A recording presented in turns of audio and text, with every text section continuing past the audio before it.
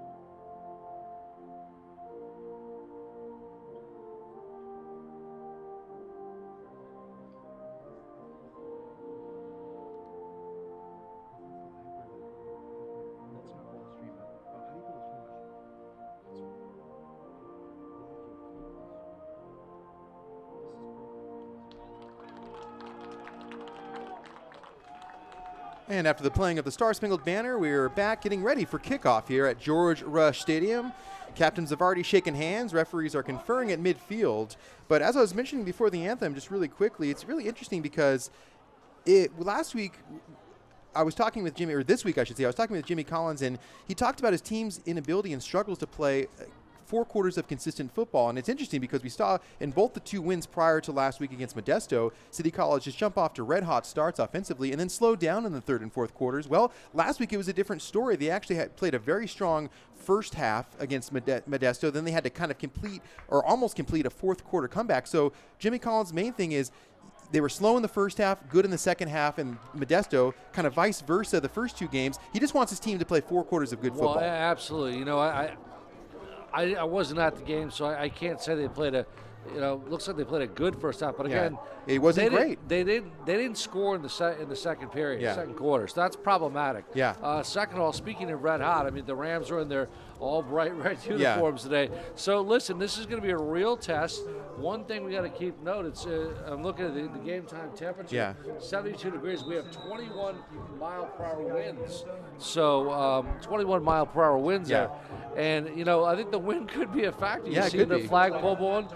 Field goals, who knows? I was at field at warm-ups. It is gusty down there. The wind is kind of swirling too, so it's not necessarily blowing one direction. That could affect kicks, and both coaches talked about it could affect the passing game. So that'll be interesting. We've had a heat wave in San Francisco. The heat has broken. It's a gloriously sunny day, but it's a cool 72 degrees, and there is a breeze here at City College of San Francisco, and Butte College will be the first to receive with Jamal Lavelier backed deep for the Butte Run Runners. He'll take it at about 2 yards deep, but he'll just let it bounce instead. And it'll be a touchback, and Butte will get started on offense, and they'll be led by quarterback Kyle Lindquist, a sophomore from Pleasant Valley High School, the same high school as one Aaron Rodgers. He's a second-year quarterback, 6'5", 215 pounds. He's some guy that plays in the NFL, I heard.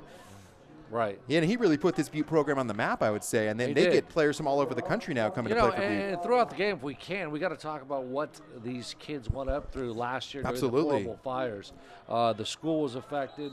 Some of the players were affected. So, it's something that, in fact, the incident command unit was located on the football field. Yeah. They actually turned Butte into kind of a refugee camp of sorts. That's how serious those fires were in that area and really all of Northern California. So, Lindquist will get things going from the shotgun. He's got Avery McCraig, who gets the first handoff and has a nice gain on first down. So McCraig, who, by the way, Mike, or McQuaig, no R in that name, he tore his ACL the last time these 2 teams played last season. So this is a good test for him coming back fully healthy, and I'm sure looking to do some damage on the ground against this Rams team that he could not finish against last year. Well, I'll tell you what, that first run was nice, right off right tackle, and just got a couple of yards on the play. Yeah, maybe gain of, let's call it 5 or 6. Second and about, I want to say 4. Same formation as last time.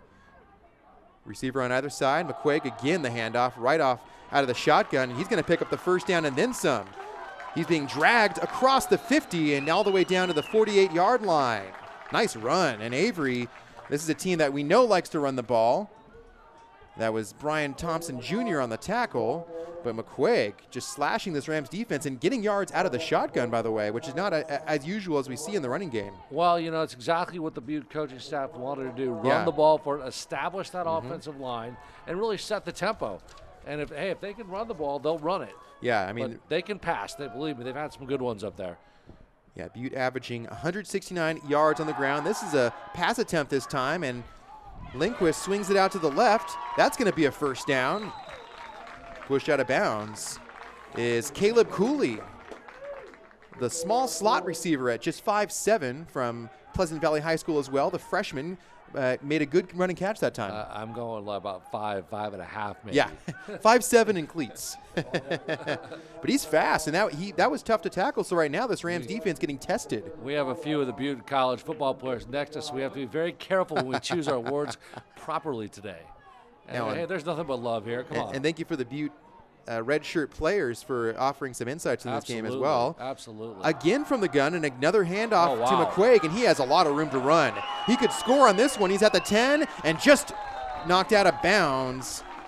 Nice touchdown saving tackle by Trenton Holloway, but McQuaig looks like he's just licking his chops every time he gets the ball, and he's having a lot of space to run. He's getting into that second level very easily. It's about a 25, almost a 30-yard run, and down on the 5-yard line, Aaron, so far this opening drive has been most impressive for the Roadrunners. And the Rams will bring in the jumbo package on defense. Amone checks in on the D-line, number 99. Again from the pistol this time. McQuaig gets the handoff to the right side, and he's going to walk into the end zone untouched for a touchdown. Butte up early, and Avery McQuaig just had his way with the Rams defense that time. The 6'1 sophomore from Calgary, Alberta, Canada. He looked nice and looked fully healthy. Apparently that ACL is doing all right. Yeah, I mean, he simply just walked into the end zone. It was like not even touched. And if you're Butte, that's exactly the way you want to start a football game. They could not have dialed up a better start to this game. No. And by the way, credits the offensive line. That was some beautiful run blocking up front. I mean, they really sealed off the end, and that was just a simple counter play. He started left, and then he ran right as the extra point is good.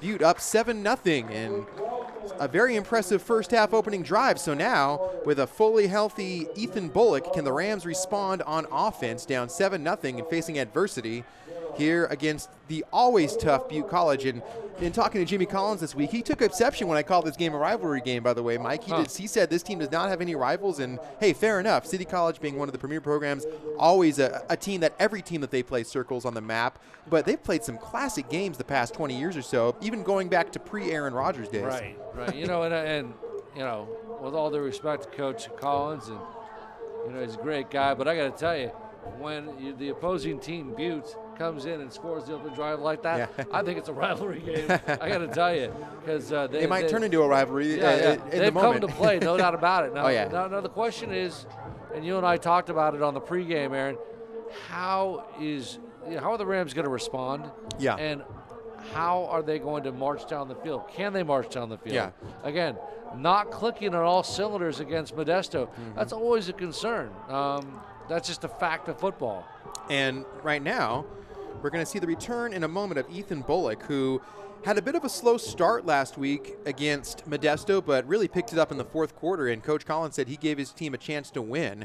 He had missed about 2.5 games or a game and a half due to hand injury. He went out in week 1 against American River College, and give Jacob Cruz, the backup quarterback, a lot of credit. He played some pretty good football, but Bullock will start things off as this low kick goes and is fielded about the 15. And a nice return this time. Across the 40 goes Savon Edwards, the running back special team player. So here come the Rams on offense for their first possession, led by Ethan Bullock. The long-traveled sophomore quarterback came all the way from Orlando, Florida, which is where he played his high school football. He's a second-year player, went to Winter Park High School down there in Orlando.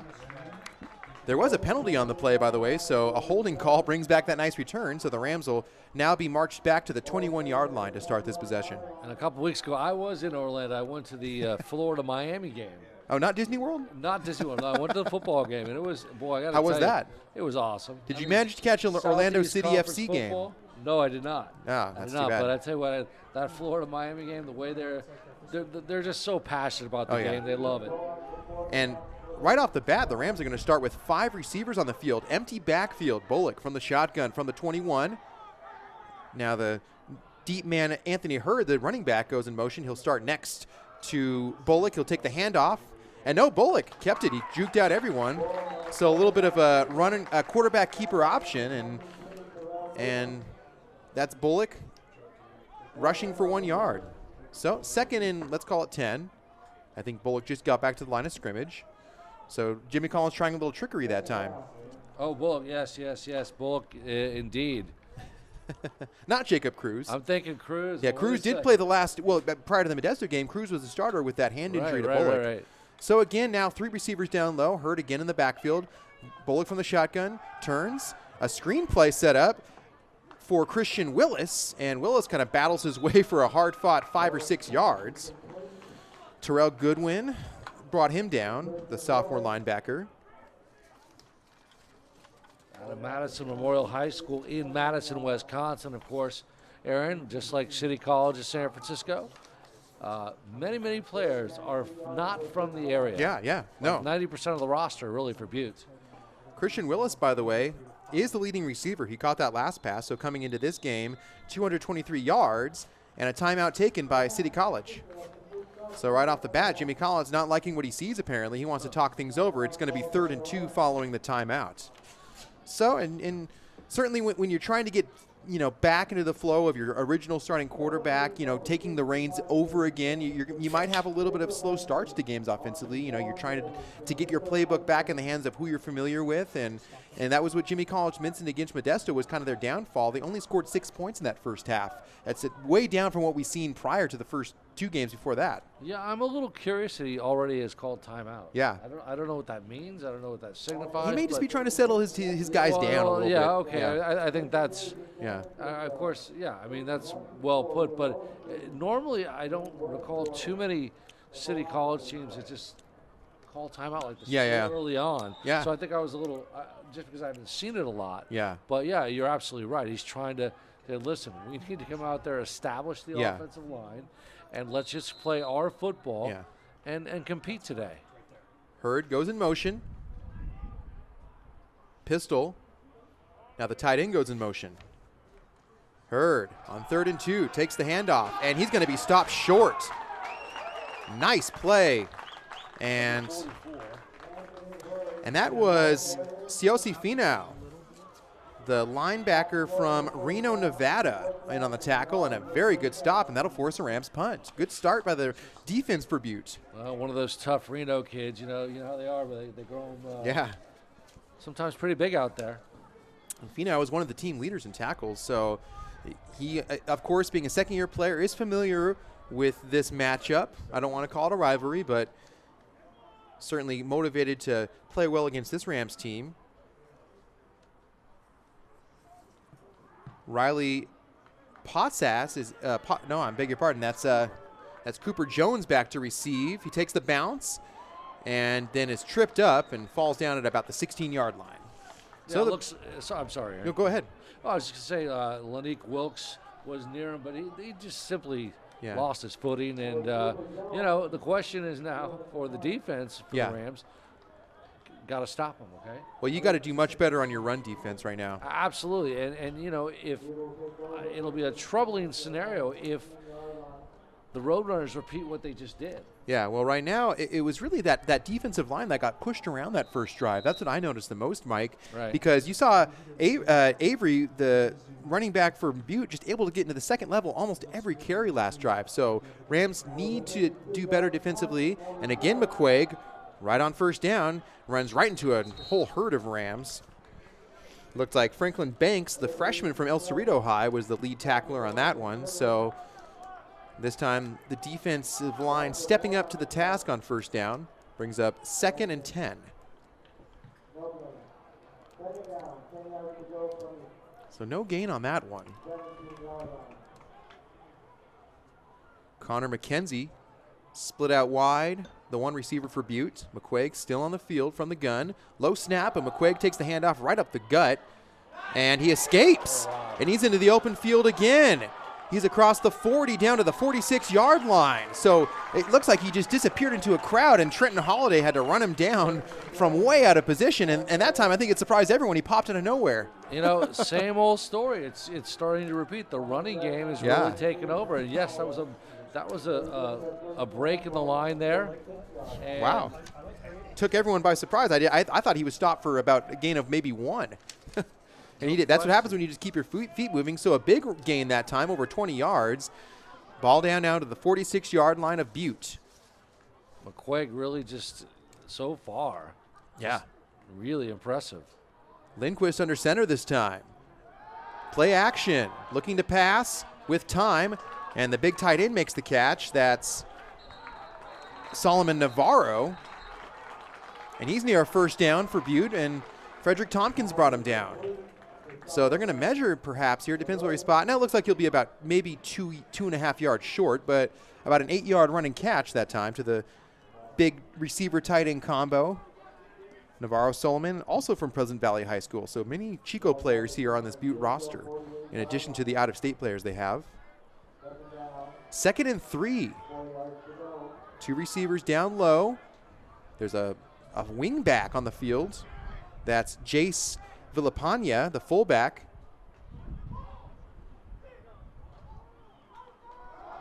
Right up the middle, McQuaig, and it looks like he stopped maybe a half-yard short. He was very close to the first down marker. You know, one thing about Lindquist is you look at the stats. He's got 7 touchdowns, so he can obviously put the ball in the air, and you cannot ignore him. And so, you know, they've got to be quite aware of his passing. You know, 57% passing efficiency, 730 yards. Yeah. He can put the ball in the air. And he's only thrown 3 interceptions as well through the 3 games. He's thrown 7 touchdowns, and he averages 9.5 yards an attempt. So, yeah, certainly this passing game, nothing to sniff at. And 3rd and 1 here. McQuaig, he picks that up. Wow. McQuaig shifty. Nice run by McQuaig again, all the way down to the 32-yard line. You know, Aaron, I got to apologize. I keep saying the word wow. Yeah. I don't mean to step on you, but there's no wow out there right now. McQuaig is looking impressive. Really concerning. Yeah. Well, and he looks, I mean, the cuts he's making right now, I think, are what are really throwing these tacklers off. I mean, we're seeing him get into the second level, but he's really evading tacklers very well, I think. Yeah, he's a shifty running back for sure, no doubt about it. It's rather impressive. It is. And right now it's Tariq Glenn with Marshall Bros in the slot. 2 receivers down low as well. So empty backfield this time on 1st and 10.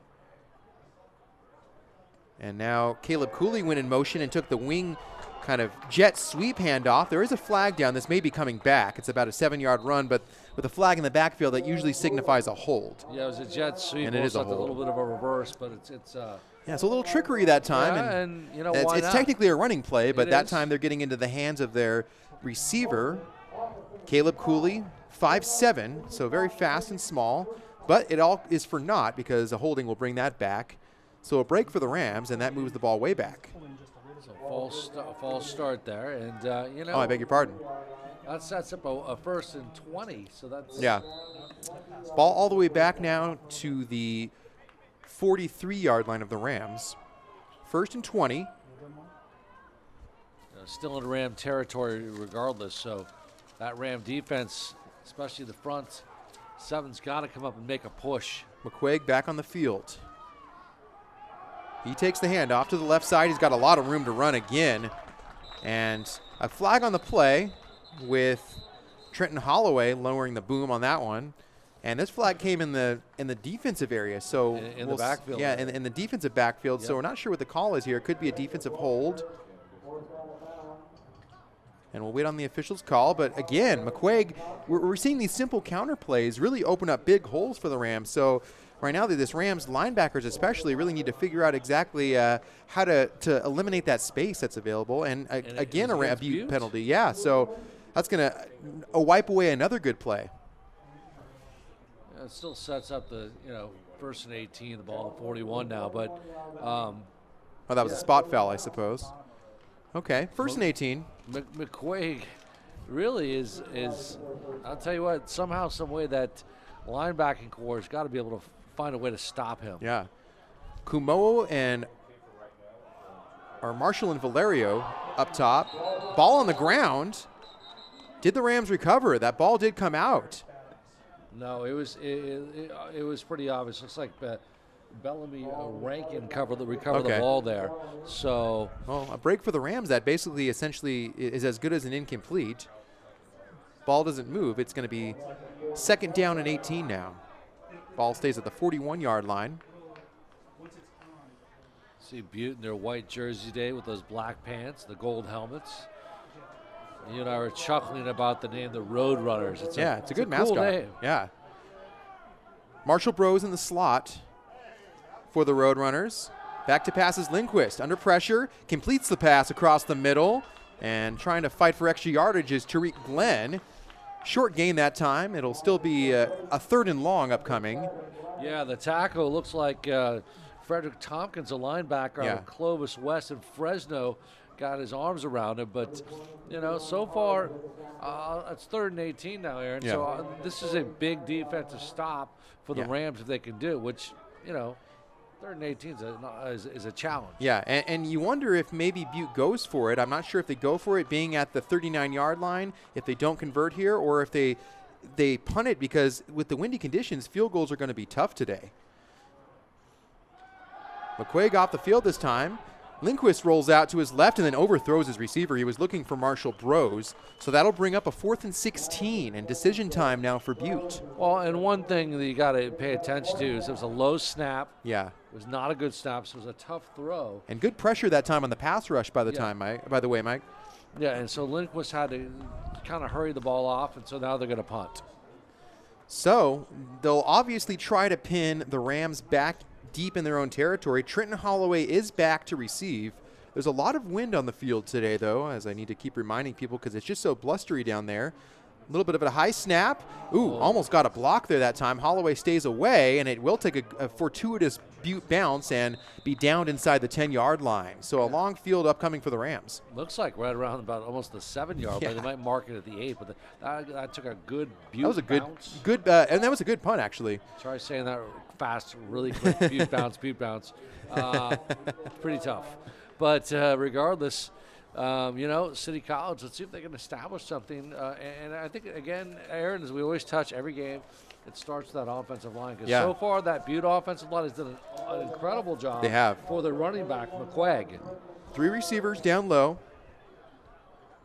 with Bullock going back to work on offense for the Rams from the shotgun. Fakes the handoff, looks left under pressure, and almost intercepted in and out of the hands. It should have been picked off probably by Cleon Hamilton, the team's leading receiver. He was looking for Christian Willis over the middle, and just a bit of I don't know if it was a confusion on the route or an errant pass, but Cleon Hamilton is going to be kicking himself because he had the pick right in his hands. The sophomore from Georgia went to Liberty County High School down south. And it's 2nd and 10 on the incompletion. And the thing is, he could have easily run that back to the end zone. So it's been a pick 6. Yeah, well, a break again for the Rams, who have the same formation this time. Hurd in the backfield. Bullock barking orders at the line and a flinch, and this may be a false start on the Rams, and I think it is, yeah. So that'll march the Rams back even further. So not the start Jimmy Collins wants on offense especially. And right now his offense just needs to get some energy going here. Yeah, and again, it kind of comes back to that timeout. He tried to establish something then. I think he's a little concerned with the way this team is flowing right now.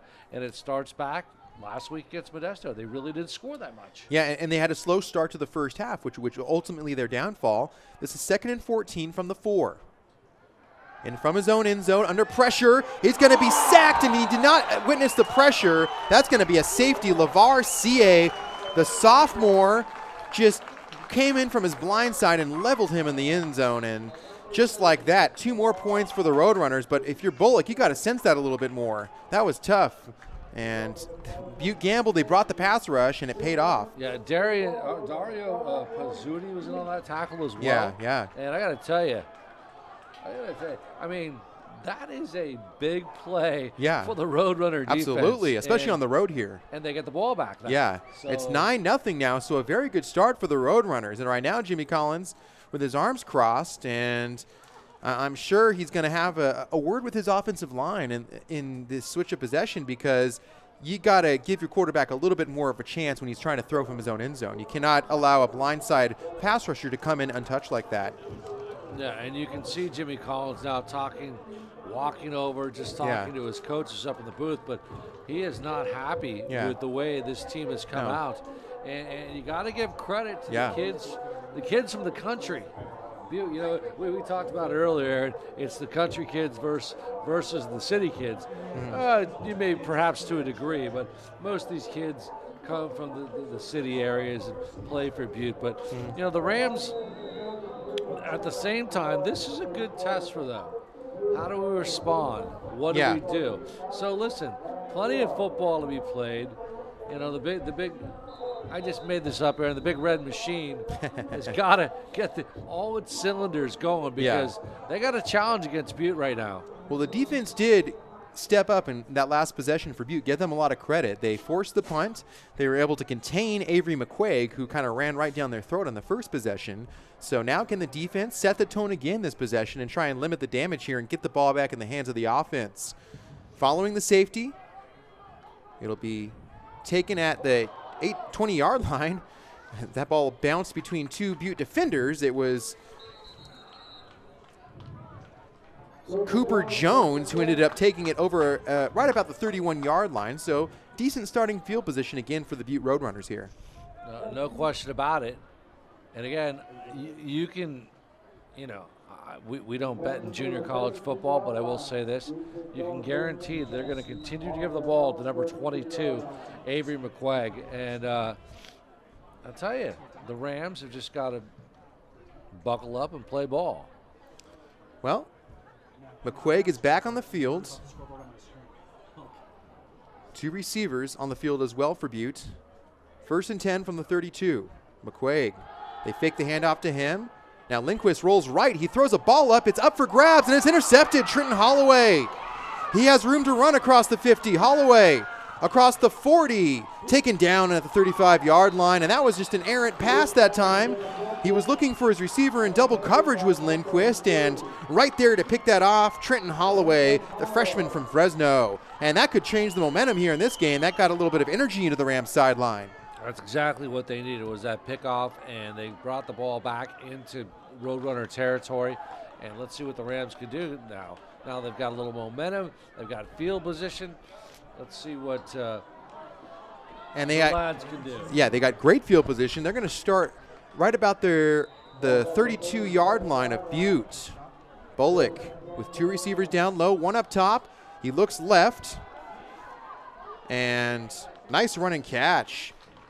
Ezra Grace, the freshman from Hawaii, gains about 8 or 9 on that one.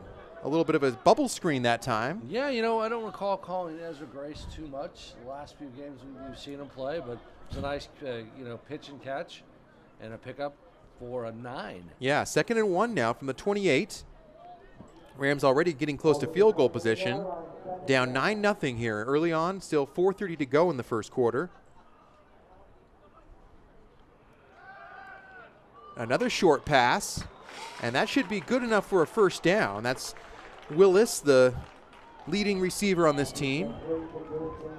That'll move the chains. So right now the Rams, anything positive on offense is good for this offense, just to get them some confidence here. I mean, again, we plenty of time. We talked about that. It's nothing to get panicked about. But you just want your team to flow, and right now they're making the most out of this situation. Hurd now takes the handoff. Short gain for him.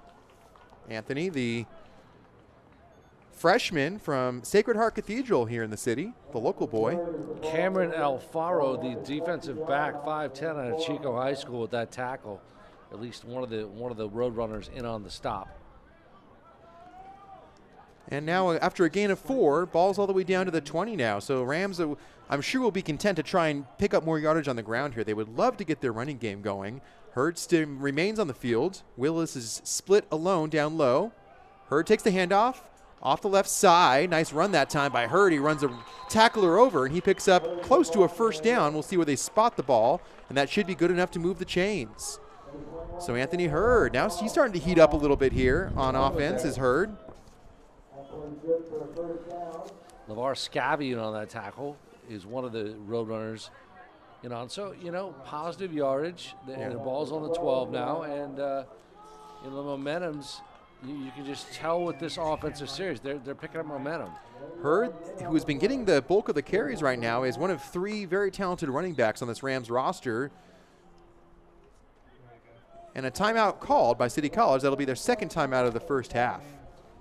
Yeah, so 2 timeouts used by Jimmy Collins, which is, obviously he wants to establish some good play calling here. Yeah, and he just wants to make sure the plays are called right, and he can at least have a chance to score here, I assume, Mike. Yeah, no doubt about it. I mean, listen, when you're down 9-0, you want to be able to get a touchdown because, listen, you score, you're right back in the ball game. It's not as if they're not in the ball game. By the way, there's so much football left. Yeah, 4 quarters. Absolutely. We're winding down the first quarter here, but it's a breezy afternoon here at George Rush Stadium, and you can really see those flags just whipping around. Yeah. And like I said before, it's weird. I was down on the field in pregame, and the wind isn't going any one direction. It's just kind of swirling around down there. So back to the action following the timeout. 1st and 10 from the 12. Rams knocking on the door, trying to get their first points of the ball game. And a quarterback keeper that time, and Bullock goes right up the gut and picks up about 5.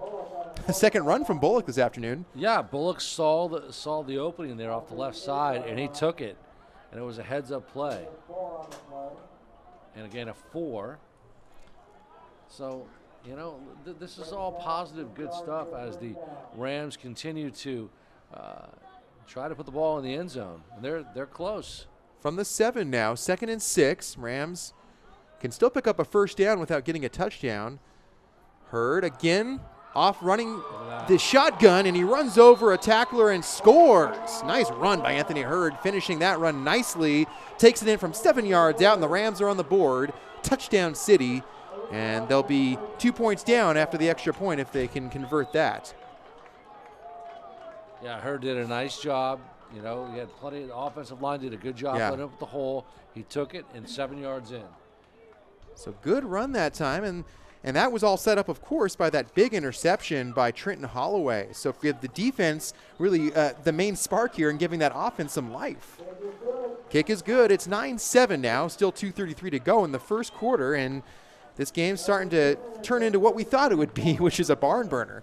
And both of these teams now trying to make a statement, of course. These teams continually tend to play each other for the conference championship, and two of the top teams in all of California in junior college football. And right now they're both trying to really just set the tone on both offense and defense. Yeah, you know, listen, City College number 10 in one poll, Butte number 7 in that same poll. So these are two well-thought programs, a lot of expectation, and you just have to realize that, you know, these are good football teams no matter how you look at it. Yeah.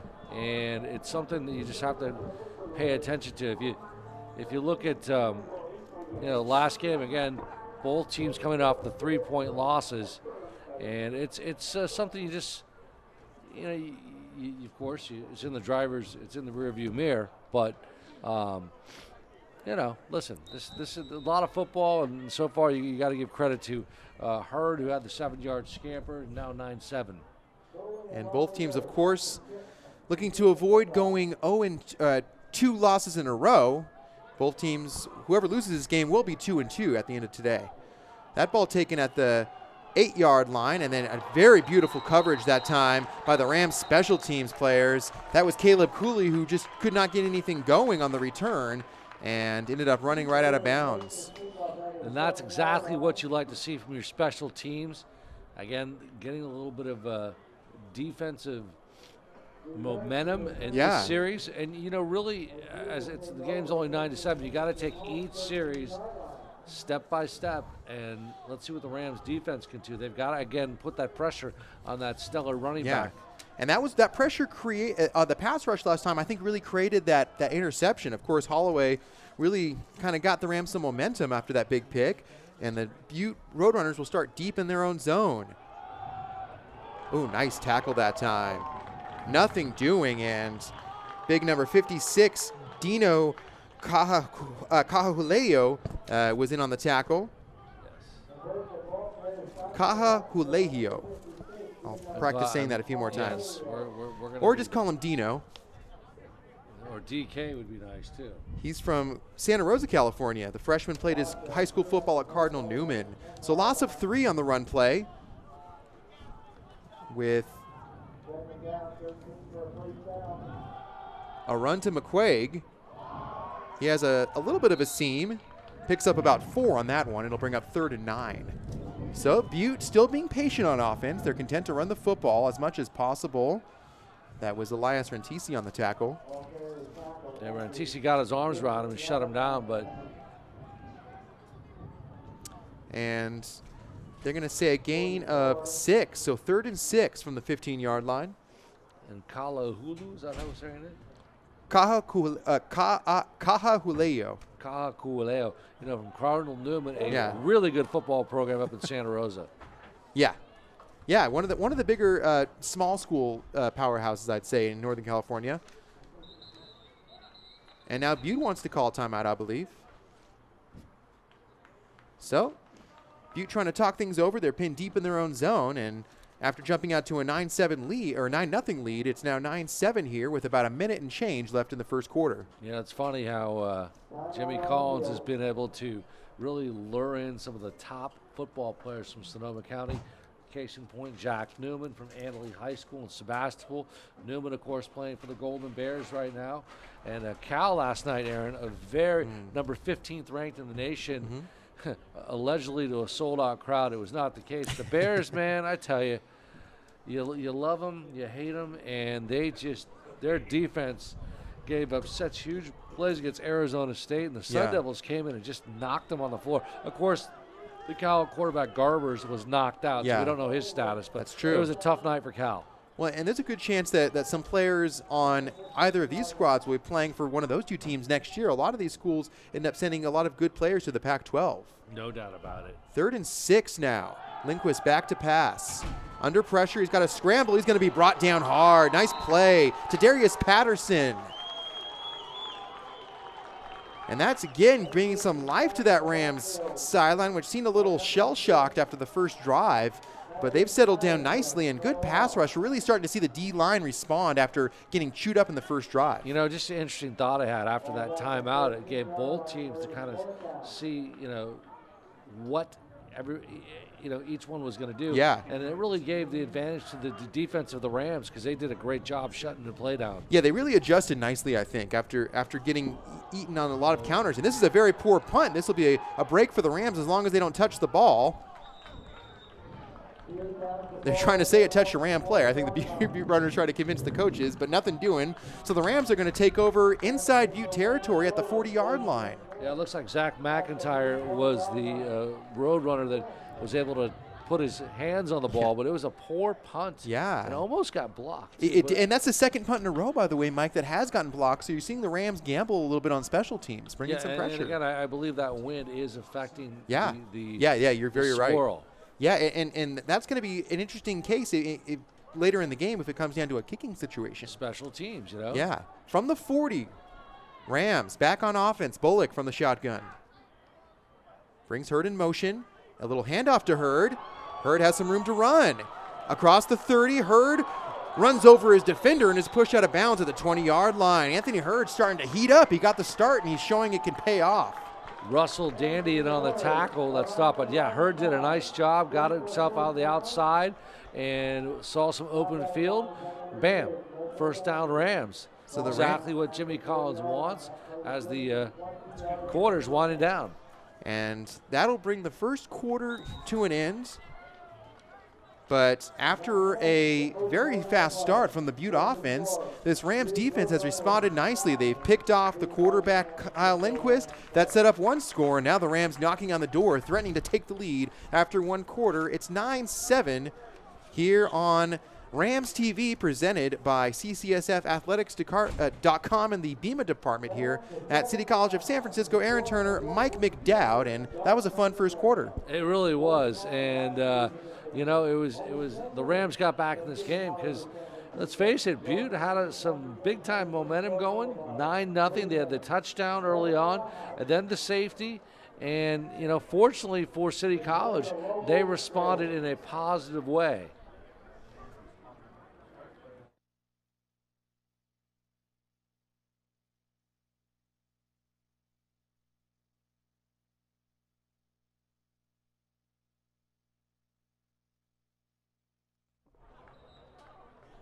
Welcome back, everybody. And I'm Mike McDowell, along with, of course, Aaron Turner, who will be switching off the some of the quarters here. I appreciate Aaron being gracious enough to do that. And so we will call the Rams, of course, from the 20-yard line in Roadrunner territory. Back to pass screen from the outside. 20. 15 out of bounds, and a quick little jaunt there. And that was easy. That was Anthony Hurd, the running back. Aaron, just quick little screen, safe play, smart play, and again, the Rams, what looks like we have a flag down. Well, Hurd's had a nice day, even if this play does end up coming back and the Rams looking like it is, and it's a holding call. Hurd's had a nice day. He's the third running back in terms of stats on this team, and coming into today, only had 69 yards on the ground on just 23 rushes. So Hurd getting the start and making every moment count. I mean, because this team is just loaded with running backs. Jarmar Julian, of course, leads the team with 229 yards, Mike. And then DeMonte Alim has 91 yards for the first three games. So right now, Hurd making the most of it. He's had the one touchdown on the ground, and now we saw him catch the ball. It was for naught, though, and that play comes back, and it's, I guess, a replay, essentially, of that down. Yeah, Hurd, by the way, with his first touchdown. There's a quick pass, looks like out to the flat there. And the intended receiver was Max Pierce. But it was a quick strike there, but just could not find him open. It was a little bit of a good pass rush as well. Yeah, we're really not seeing either team test each other super deep. And the one time Butte did try that, it kind of bit them in the rear end. So a lot of short passes so far from both teams. They're kind of mirroring each other on offense, which is sort of what we predicted. Little quarterback keeper here for Bullock. Bullock escapes down to the 15-yard line, out of bounds, and a little bit of a gain there. But you look at the stats here in Hurd in the running back position. Hurd finally has a touchdown because it looks like Bullock has had 2 rushing touchdowns. Yeah. kind of interesting. Yeah. So let's see how that plays out. And now we're seeing Jarmar Julian get some rotations and some snaps. So perhaps Jimmy Collins wanting to keep his running back or his stable of running backs fresh. Now it's Julian on the field at running back.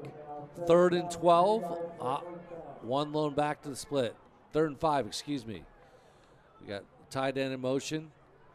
Bullock rolls, looking for a receiver at the 8, down inside the 10-yard line. It looks like that was Pierce. Pierce again with another grab. So he's doing a nice job. Yeah. And it was a nice bit of a rollout there.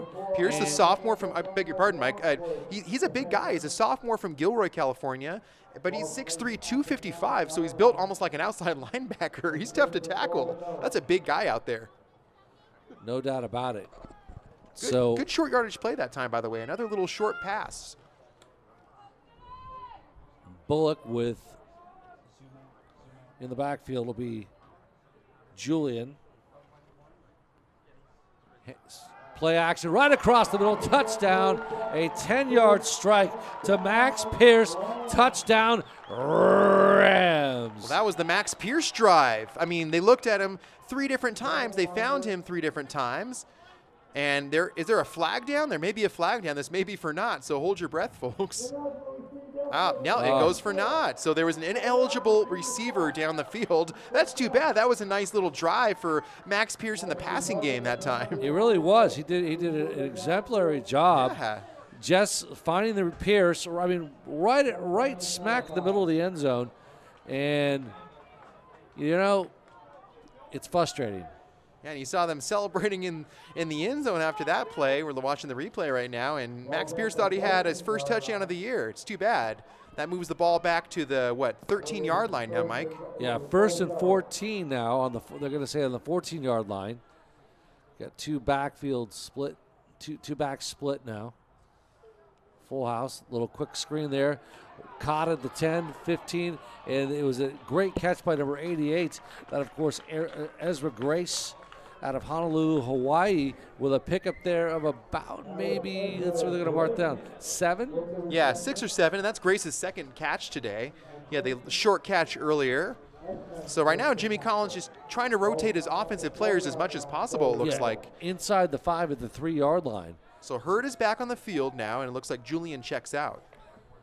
So they're obviously, I won't say obviously, but with Hurd in the backfield, you can expect him to maybe touch the ball. Kendon Robinson on the field, by the way, second leading receiver. A handoff to Hurd straight up the middle, but he's brought down. In on the tackle was number 50. That's Stephen Bryant, the defensive lineman, out of Little River, South Carolina. Little River, South Carolina. Never been there. Never been there. I've been to Charleston. In fact, I was just there a few weeks ago. So this is a well-traveled Butte roster. They get players from everywhere. Well, and so do our City College Rams. Well, and of course, junior college teams, we'll talk about it more later, they can't recruit. They got to have people hit them up from out of state. Interesting. Bullock, 3rd and 4, pass It hit the back. This is a flag that's for gonna sure. Be a flag down. Oh man, that was The very obvious. Yeah, and obviously the intended receiver was number 84 for City College. That, of course, is Trayvon Drummer. Drummer had the Well, he was engaged with his defender, but the defender never turned around to play the ball, and that was what happened. I think he had his hands on his chest, and that was what I think ultimately drew the flag. He didn't turn around and try to play the ball, but that's a good play call, just a little kind of fade to the corner where only your receiver can make the play. Sorry? No, I'm saying, I guess it brings it down to the 2-yard line. Sorry, Mike. Yeah, no, first and goal from the 2. 11:55 here in the second from George Rush Stadium. Hand up straight up, a little bit of a surge, trying to throw across the line. They're saying it's a touchdown. So touchdown San Francisco, and I believe it was Hurd with the carry. It was Hurd, and I didn't know if he got it at first. I think he was initially stopped, but he kept his feet moving and was just able to get the ball across the goal line. So another touchdown for Anthony Hurd. Hey, he played sparingly, and obviously that means he has fresh legs, and he's making it count. Yeah, his second run of the day, as Aaron just alluded to. The PAT coming on here. So after being down 9, Rams right back up. They're up by 5 now. PAT is good. So, yes, listen, this is exactly what the Rams coaching staff, players wanted to see. How do you respond when we're down? Yeah. And they've answered. And I'm most impressed by the way the defense has answered. I mean, they really got eaten alive that first drive. It wasn't pretty. No. And they saw the running back for Butte, Avery McQuaig, just chew them up on very simple counterplays. And I'm sure that the defensive line coach and both the defensive coordinator were just probably wanting to chew someone's head off, but they kept their cool. I didn't see a whole lot of shouting or lecturing on the sideline. And you even see right now the defense gathering again. So I really like the way the defense responded coming back. And of course, that interception by Trenton Holloway set up the first Rams score. That may have been the biggest moment so far of the first half. Jamal Lavalier and also Caleb Cooley deep for the Roadrunners. The Rams will kick off at the 35-yard line. The Big Red Machine coming out now by a score, as Aaron said, 14-9 from George Rush Stadium on the beautiful campus of City College, San Francisco, on a spectacular September breezy afternoon for college football, but a beautiful day nevertheless. And, good-sized crowd here at the stadium. And, of course, folks, if you can't watch us and you live nearby, come on out and watch the Rams this year. Yeah, absolutely. Kind of it's worth the price of admission. Kick in the corner, goes out of bounds at the 11-yard line. Yeah, and that'll be a penalty. So Butte catches a break. They're going to get a good starting field position, and it looks like the wind may have played a little bit of tricks with that kickoff. It is gusty down there. So Kyle Lindquist will come back at quarterback for Butte. And as we mentioned, Butte with 2 big road games and pretty good distances. They were in Fresno, the Central Valley last week. Now they travel to the city by the bay. Well, it's tough when you live in Chico and have to play there. You're kind of removed from everything in California. Yeah, no doubt about it. And after this game, no matter what happens, Butte will then take on Laney College up in Oroville. That'll be a tough matchup. No question. Handoff straight up the middle. That's McQuaig. McQuaig for just a couple of yards. Offensive line did a good job. One thing, Aaron, quickly, City College, I recall, raising money for the fire victims up in Santa Rosa with that horrific Sonoma County fire. They did the same thing for the kids up at Butte. Yeah. So a lot of the teams around Northern California came together and raised some needed money. Oh, yeah. That was just a huge, tragic conflagration. Oh, yeah, and I have personal friends that I grew up with whose parents lost homes in both the Sonoma County and the Butte fires. Again, another handoff straight up the middle of McQuaig. He's still on his feet, and he's brought down by a host, number 56. He's very close to a first down. He may be just short. I can't tell. Yeah, City College in on the tackle. It looks like that was Kyle Alejo. Yeah, you got it. Okay. McQuaig, by the way, averages 5.5 yards per carry on the season this year. That's very impressive, and we see why. He's a very elusive running back. He's very shifty. Yeah, he is very shifty. But not only can he run straight, straight up the middle, but he can go off tackle. Yeah. And then boom. And he's tough to bring down in open space. 3rd and 1 for the 44. Quarterback keeper. Rams with a great pursuit and a stop by Avery Burt, number 9. The Rams do a great job. That'll bring up the 4th down, Aaron. It looked like a quarterback kind of run option, and it looked like McQuaig may have run to the wrong side. I'm not sure if it was a designed keeper by Lindquist, but either way, a nice play and a heads-up play by Avery Burt to diagnose it and just basically bring him down for, I think they'll credit him for a sack. Yeah, was it a design play? I don't know because I couldn't tell. He looked a little confused, to be quite honest with you. And that may have just been a simple option play where the quarterback's supposed to run to one side of the handoff and he doesn't. And so another break for City College. Oliver Saunders at the 28-yard line will take it deep. It's going to go out of bounds. And so it won't be, the ball will be placed. They're going to mark it at about the 25-yard line. And that's where City College will take over. Up by a score of 14-9. And now the question is, if you're City College, you just try and eat up as much clock here and keep the ball on the ground. I got to imagine they're going to try and establish that running game even more so. Anthony Hurd's had a very nice day. We've also seen a little bit of Jamar Julian. Ethan Bullock yet to throw a touchdown pass this game. Let's see what he can do.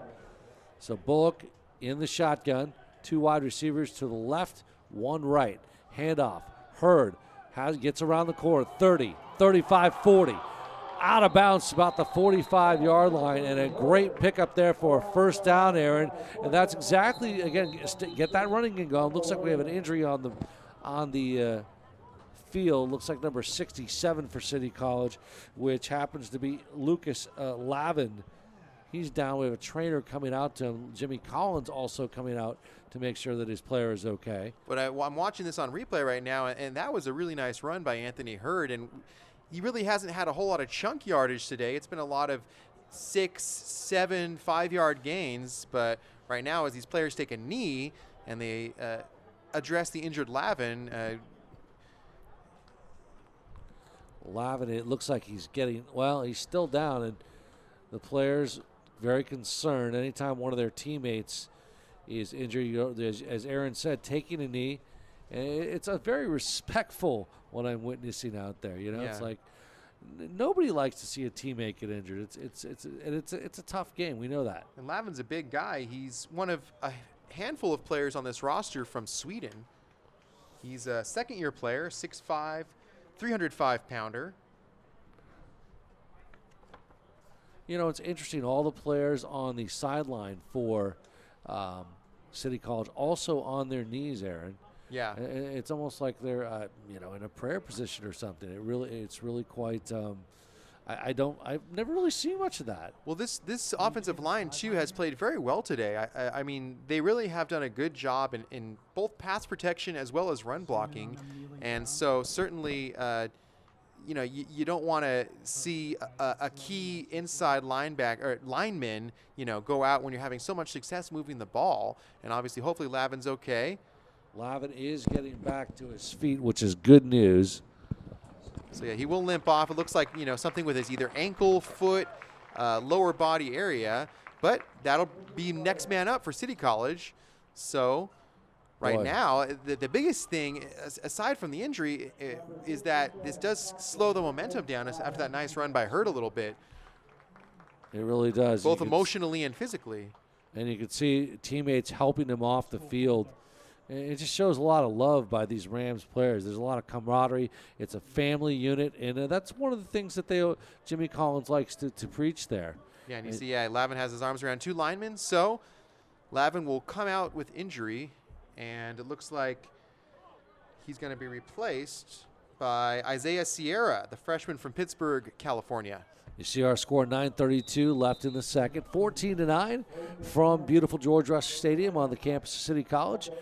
Along with Aaron Turner, I'm Mike McDowd. We are privileged to bring this game to here on Rams TV to our worldwide audience on a breezy afternoon here in San Francisco. Again, shotgun, play action. looking downfield, has a receiver, caught at the 45, comes back, and it looks like that was Kendon Robinson. Robinson with a first down, and again, they moved the ball. That's really big right now. Robinson, the second leading receiver on this team, has 173 yards receiving for the first 3 games. Also has 3 yards, 3 touchdown catches, I should say. Averages 57 yards a game receiving. Christian Willis, of course, the lead receiver for the Rams. And they're really, in terms of featured receivers, the Rams don't usually throw to more than 2 or 3 receivers, and they've really been the 2 most productive pass catchers so far. This is interesting. Anthony Hurd split in the slot right now. Yeah, man in motion to meet Aleem with a handoff straight up the middle. Gets a little bit of surge there off the left side, and that was DeMonte Aleem.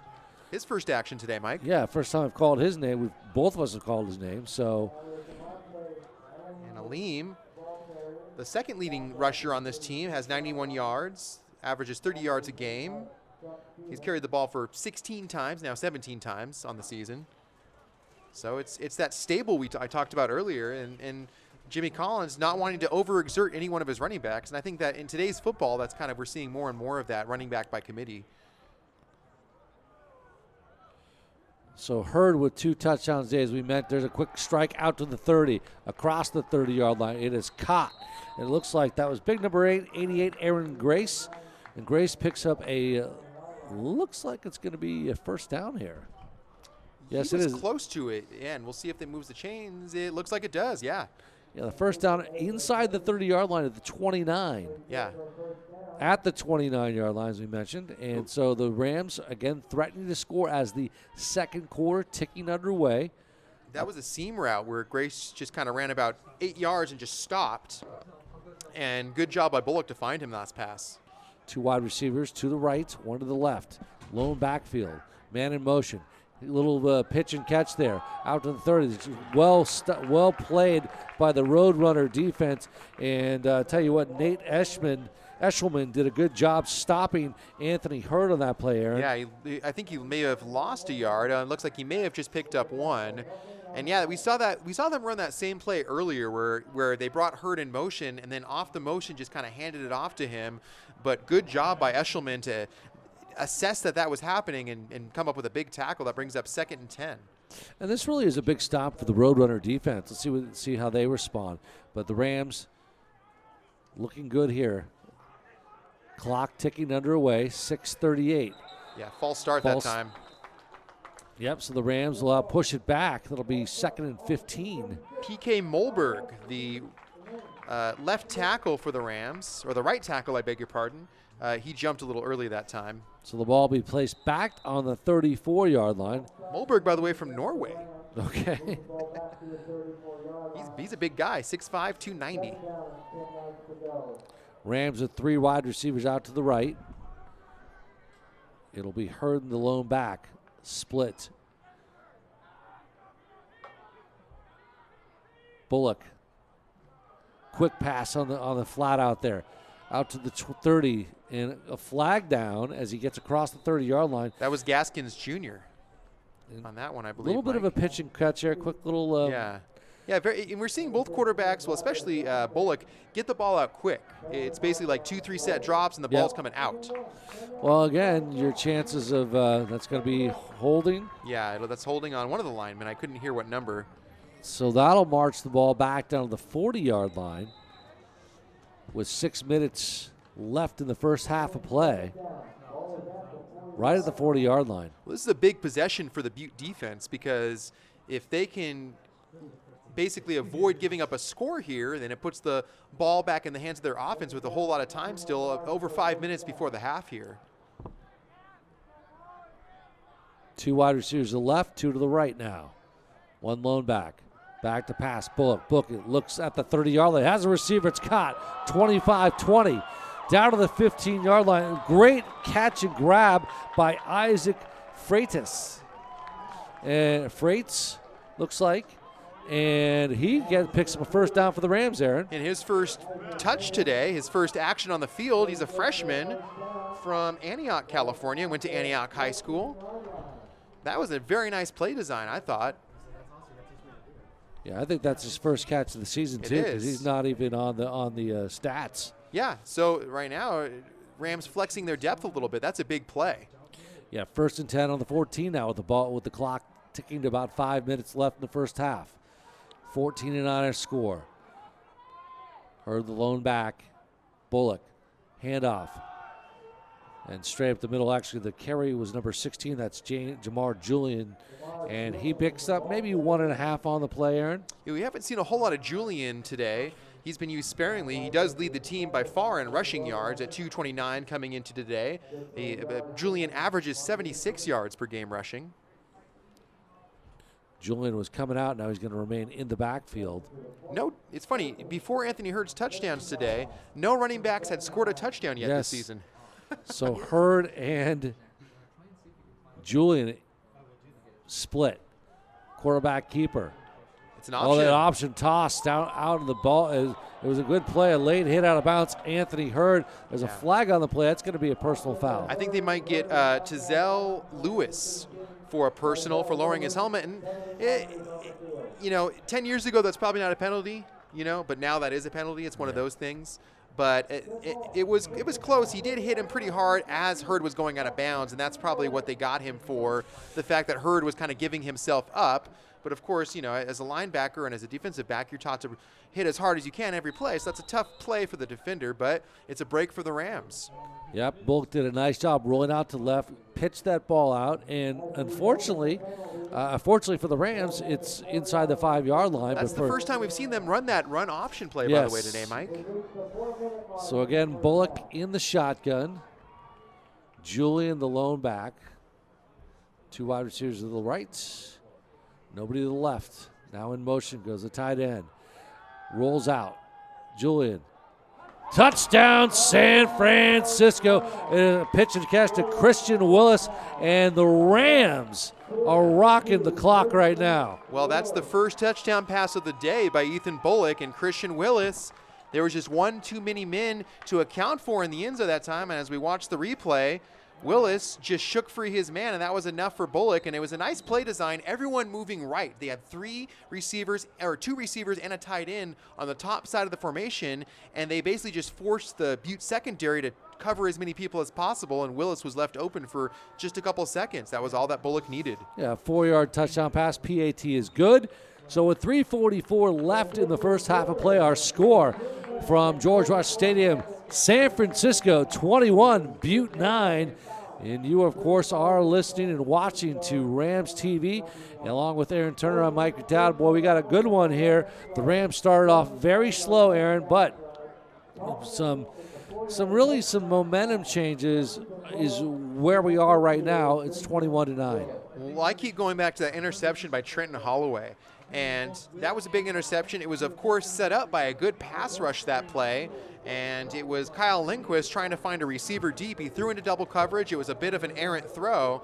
And that set up very good field position for the Rams offense, which had started slow its first 2 possessions. So once Holloway was able to get the ball down deep on the interception into Butte territory, I think that brought everyone to life on the Rams sideline. That was a big moment so far in this game. We'll see if they can come up with another. That's Ethan Bullock's 5th touchdown pass of the 2019 campaign. So that's needed. And again, it's all about confidence, Aaron. Yeah. Every player on this field, that's what makes a good college football player. And just even though it's a 4-yard touchdown, it doesn't matter. It's a touchdown. Absolutely, and it's good confidence by the offense. They lost a lineman in that drive, and they were able to respond with a score and not get 2 down. The ball coming off the tee, as you can see here, and it's a bit of a concern for the Rams. The wind really whipping up. Dominic Seuss. And the wind really whipping around the stadium at 23 miles per hour. And they're going to have to hold the kickoff here. There's a decent kick, caught it about the 15. Takes a San Francisco bounce. They're going to be caught, fielded at the 1. Boy, the Rams special teams gets down there and tackle the ball carrier, which was number 17 for that's Jamal Lavalier. And I'll tell you what, that's a big break. But again, the winds also, when you receive the ball, the football can do funny things. Well, it was kind of a bounce. It was almost like a squib kick because it took a bounce at about the 15-yard line. Lavalier and someone else was in there to try and field it, and they basically had to recover the football. It bounced backwards towards the end zone behind them. So a very bad break for Butte College here. They're going to start very deep at the 3, it looks like. Yeah, and Lundquist with the shotgun formation in his end zone, so they got to be careful of a safety here. The Rams may show blitz. They don't. Handoff up the middle. McQuaig gets out to the right side, picks up maybe a yard or two just out of bounds to the 5-yard line. And he's just an impressive runner because he can pick up about 3 or 4 yards just falling forward there. I mean, he met his tackler and still picked up another couple yards there. And when you're at your own 3, any yard that's forward is positive because you want to get out of your own end zone, like you mentioned. Rams already have given up a safety of their own, so obviously Butte not wanting to return the favor. Exactly. So 2 yards on the play, 3:19 left in the first half. McQuaig, the lone back. I imagine they're going to run the ball. Low snap. McQuaig with again, maybe a yard on that play, if that, half a yard. But the Rams defense did a great job shutting down that lane. Yeah, and that time, no gaps getting open. And McQuaig, very short gain that time. Nothing, in fact, okay? So that brings up 3rd and 8 now.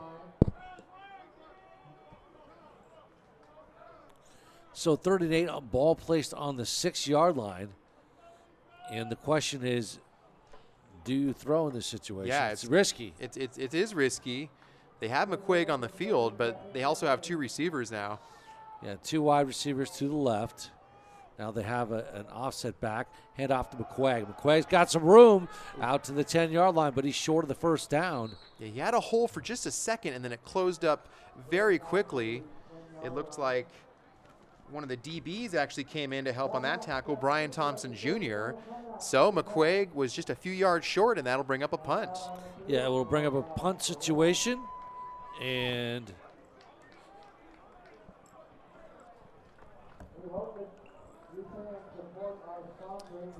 that means the Rams will receive the punt.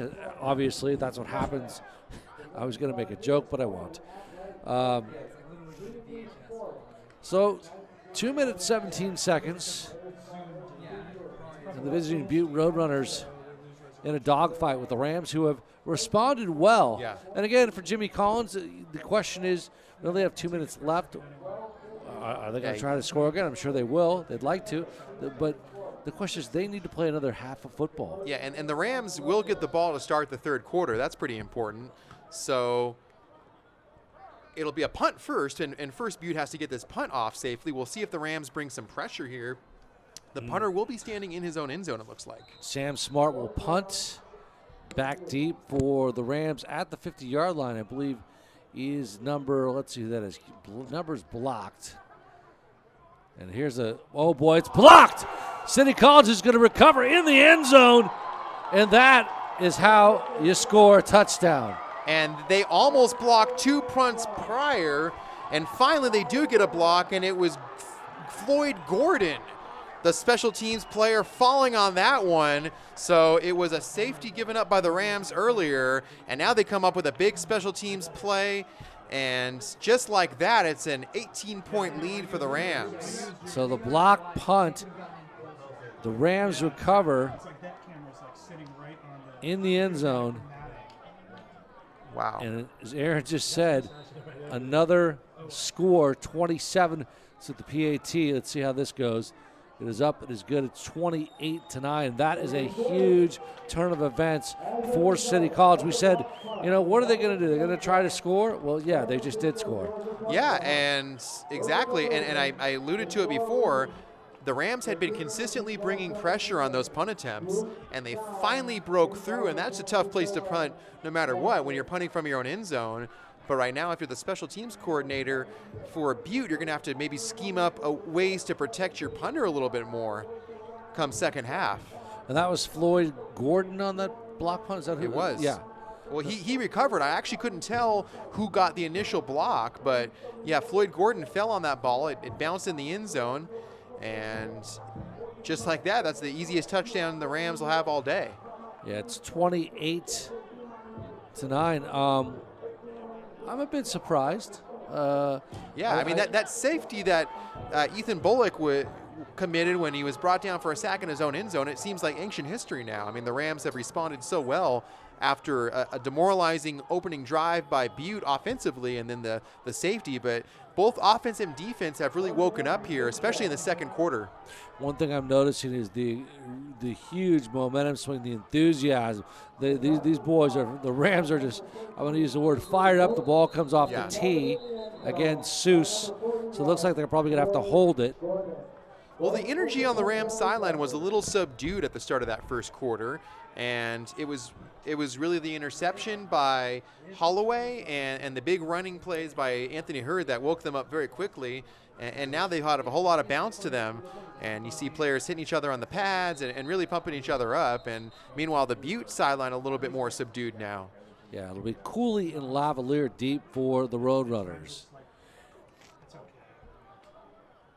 Yeah, and that's something Butte's going to have to address this at halftime.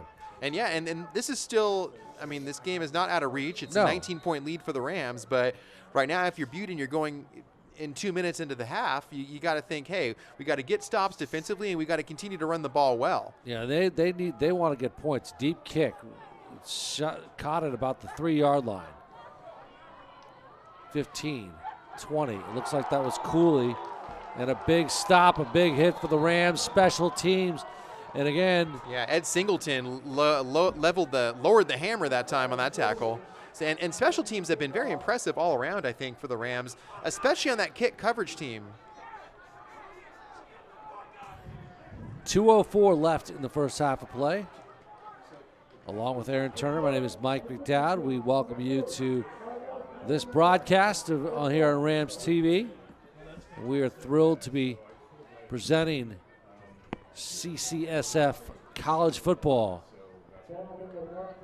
Lindquist at quarterback. He is in the shotgun. And looks like he's going to be in the throwing situation. And right now, Butte obviously wants to try and get points with 2 minutes left before they head to the half. Butte College with the gold helmets and the BC on the side. There's a pass way out the flat near midfield. Boy, that could be a flag. I'm surprised it didn't run. Looks like that was Marshall Brose on the... Yeah, he had to turn into DB that time. It was kind of thrown to the wrong side, and Brose just kind of went up and knocked the ball down to prevent an interception. Well, my question is, I think that wind is hanging up the ball. Yeah, you know those lofty passes, they're looking a little fluttery, and that may have contributed to that interception that Lindquist threw earlier. We don't know, and both coaches were talking about that at the beginning of the day. We're going to have to limit our deep passes because it's just so blustery down there. So 2 wide receivers to the left, to the right, one out. Looks like in motion goes Rankin, Bellamy Rankin now in the backfield. Handoff up to Rankin. He gets maybe one on the play. Not much, though. The Rams stop him. And a big tackle right off the bat, and it was number 5 for City College. That was a nice Frederick Tompkins, and he got his arms all over that. That's a 3rd and 10 on the 23. So, again, Butte in another passing situation. And right from the beginning of this series, all they've done is pretty much, well, I mean, they ran the ball once, but they were in a passing situation. And that's the backup running back, Rakeem Bellamy. And he's a freshman who has just 26 yards rushing coming into this one. So obviously just trying to give McQuaig a break and a breather before the halftime. 3rd and 11 now on the 23. 1:15 clock ticking, play action, looking downfield, looking wide, has a receiver at the 50, overthrown the intended receiver, number 12. That was Connor McKenzie. And had the ball been there, that might have been a catch. It was actually a pretty good-looking route. He just barely overthrew McKenzie. It was maybe a foot and a half, 2 feet out of his reach.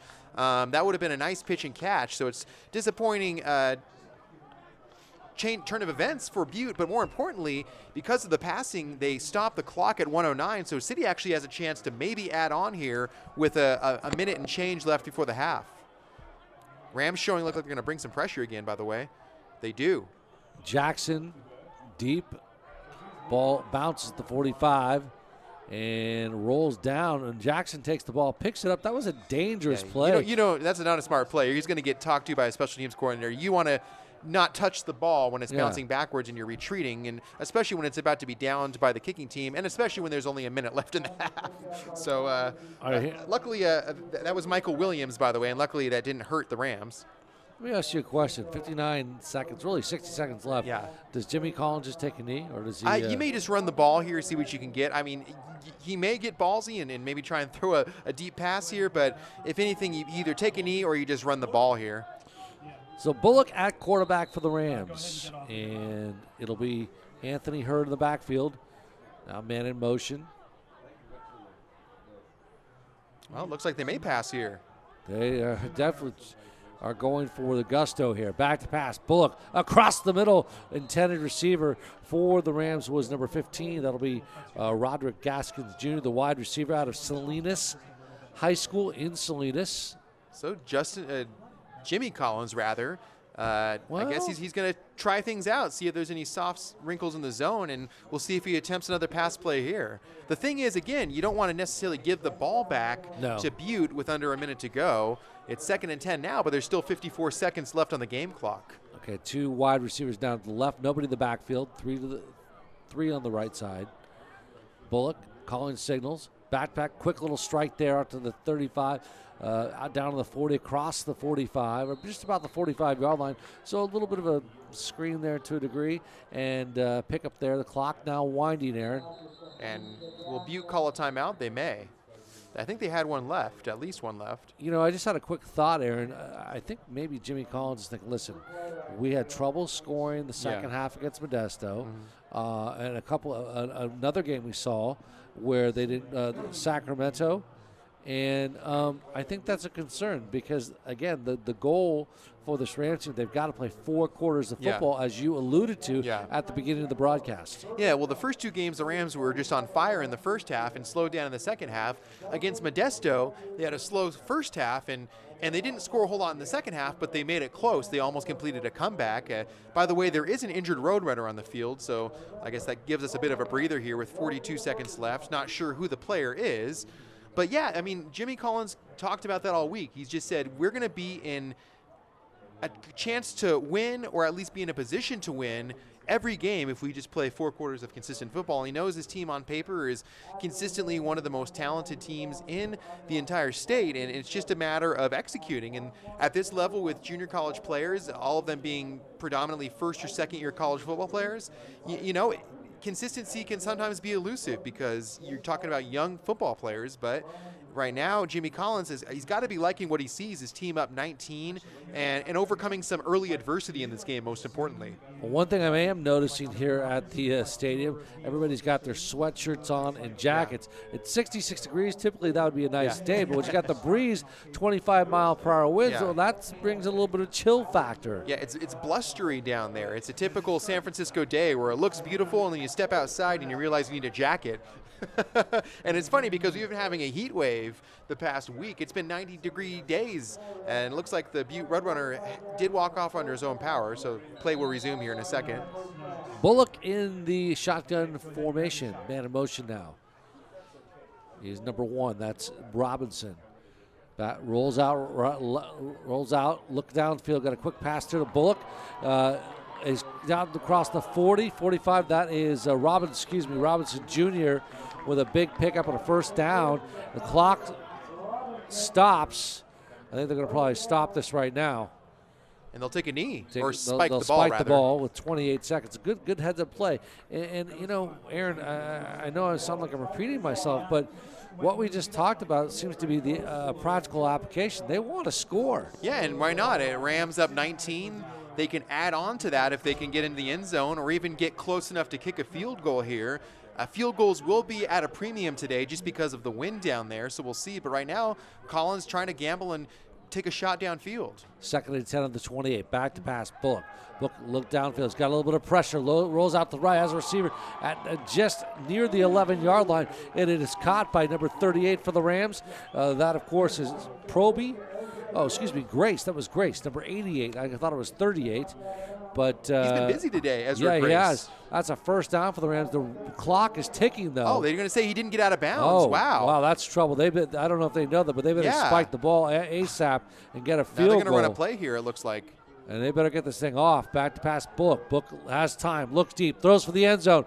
It is nearly caught. The intended receiver falls down to the ground. That's big number 84 for the Rams. And that, of course, is that's Trevon Drummer, Mike. Drummer. And he had it in his hands. Yeah, he did. It was a high ball, but nevertheless, here comes the field goal unit. And good coverage on that play, Mike, by Sam Roberts. He really broke up that play nicely and prevented a touchdown, most importantly. And this will be a challenging field goal. This will be a 30-yard field goal in the wind. Not easy as it looks. They do have a good kicker, do the Rams, but with this wind, and again, the ball marked at the 20 plus 10, so it'll be about a 30-yard field goal. Dominic Seuss has been good this year. We'll see if he can connect here. He did miss an extra point last week. Let's see how the snap is. Snap looks good. It is up. It is no good. Off to the left. Yeah, the wind blew it left. So it's just swirling winds down there in the field. It's so unpredictable. And so already we've seen the wind possibly play into a couple incompletions and maybe into an interception, and now missed points for the Rams. So disappointing into the Rams. Obviously they wanted to score. And what confused me is on the play prior with the pass going to the sideline. I'm surprised that they said that he didn't get out of bounds, because I think that put a lot of pressure to run a quick play by the Rams. So that was maybe the biggest moment there, and neither team will score here to end the second quarter. The Roadrunners will take a knee to end the half. So as the half winds down, our score from George Rush Stadium, it is City College of San Francisco 28, Butte College 9. And, of course, you are watching this game live and in person here on Rams TV. And Aaron Turner, got to tell you, the first half was the first series in particular. You and I were sitting looking at each other like, this could be a bit of a trouble. Well, it had a little bit of everything that first half. You saw Butte get off to a blazing hot start. Very impressive running by Avery McQuaig, who I'm sure is not done yet. We could see a whole lot of him in the second half. I'm sure we will. And then you saw the Butte defense step up and pick up a safety. It was 9-0. Butte got the ball back. They were marching, and then the big interception by Trenton Holloway set up a Rams score, and really the momentum swung almost a complete 180 after that. Well, yeah, and you got to look at first of all. Let's talk a little about the running game and Hurd. He's had a couple nice touchdowns, and that's been all the difference right now. Yeah, Hurd had a very nice first half, and when we look at the stats and kind of come back and recap the first half, we'll know exactly how many he has. But Anthony Hearn has looked very nice today. He has 2 rushing touchdowns. He's leveled some would-be tacklers, and he even had a couple receptions in the first half. And, of course, Bullock has a 4-yard touchdown pass. That was at 3:44 in the third.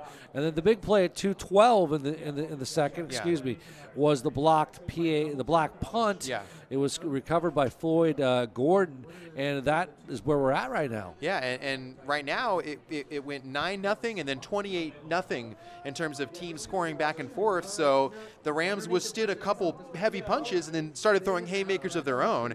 And now if you're Butte, and you got to be saying on defense, you got to give our offense a chance to win. You got to try and slow this running game down for the Rams. And then, of course, if you're City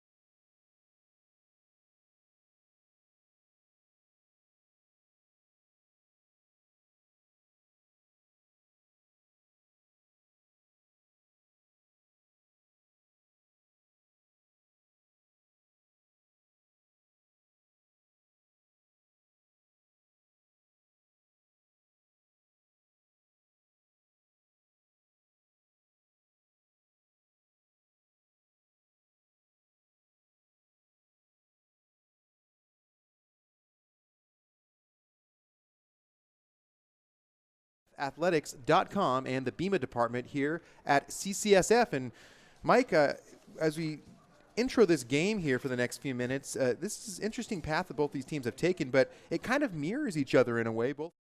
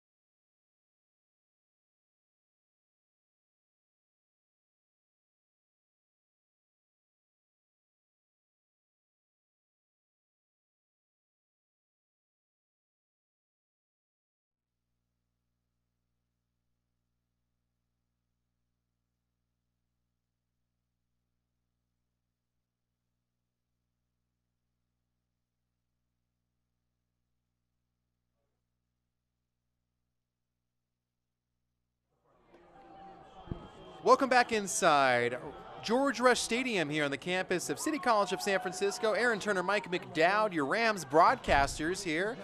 And you're watching exclusive coverage of Rams football here on Rams TV, presented by CCSFathletics.com. City College of San Francisco with a 28-9 lead. They were down 9-0 at one point, Mike, and then stormed back for 28 unanswered of their own. And now they have a 19-point lead as we prepare to start the third quarter. But as we look at the team stats, Mike, 18 first downs from San Francisco City College to just 6 from Butte, but it didn't seem like it would be like that after that initial drive, did it? No, and I think that's a question, Aaron. You know, Butte came out, did such a beautiful job, really just penetrating the Rams defense, and it looked like we kind of said, well, this could be trouble. So, you know, the tide has turned. And, you know, this is going to be a big test for this team on the road. I'm talking about Butte right now. How are they going to respond? For them, it's going to be difficult. You know, you can take care of some of those passing yards, too. I mean, Avery McQuaig, and it was an uh-oh moment, but give Avery McQuaig still a lot of credit. He has 135 yards on the ground so far, Mike. So certainly, I'm sure, a point of emphasis for the defensive coaches for City College in terms of continuing to try and slow him down. The Rams did a better job of slowing him down, especially in the second quarter, but that's certainly nothing you want to see, 135 yards. But the Rams now will, of course, get the ball back. Savon Edwards, the deep man, at about 10, 15, 20. Leaps a player, goes across the 25, where he's brought down by a whole lot of road runners, and they're like gang tackling him. Jeez. That was the longest tackle I've ever seen. Yeah, no doubt about it. Number 18 on the tackle for the Roadrunners. Blaine Gig, it looks like. Blaine Gig. It's Blaine spelled B-L-A-Y-N. Not sure if I've ever seen it like that. No, not sure. I've seen a lot of things anyways. Leave that one alone. But, you know, hey, it's a fun afternoon here, and let's see how the Rams come out here in the second half. Ethan Bullock remains at quarterback for the Rams. Bullock threw 162 yards in that first half. Man in motion. Again, a pitch and catch at 35, full 35, 40, 45 across midfield. And it was another one of those little pitches to, looks like Cameron Alfaro on the tackle, but it was Anthony Hurd. Hurd did a nice job, and Hurd, the kid for the Rams who has 2 touchdowns today. They've ran that play like 4 times. This is 4 times, at least 3 that I know of. It almost looks like what they call a sweep play, where they send Hurd in motion, they just hand it off to him.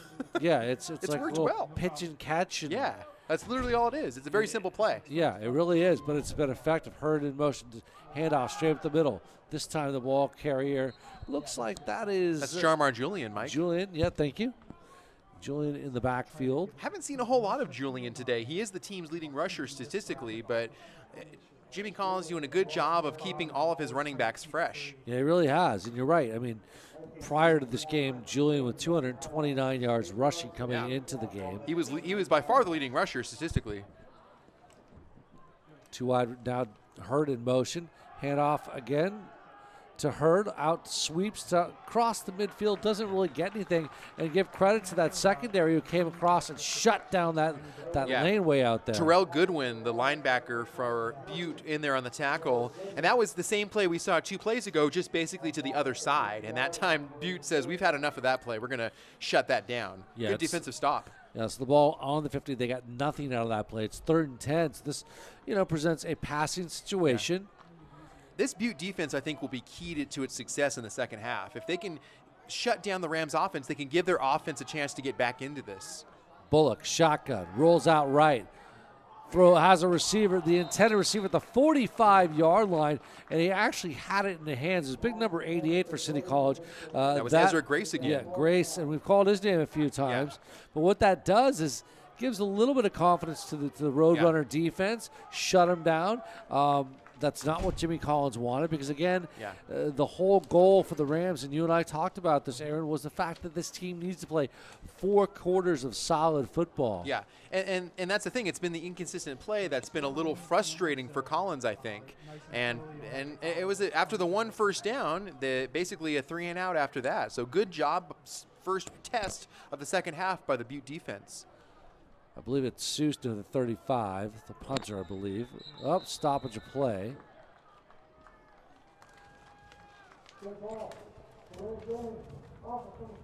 Actually, that's Travis Benham, the punter. Yeah, another Archbishop Reardon player on this Rams roster. So he didn't have to come very far No. to play college ball. He played right across the street in high school. Right across the street is right. Back deep for the Roadrunners is Cooper Jones, 5'7" out of Elko High School. There's a punt here.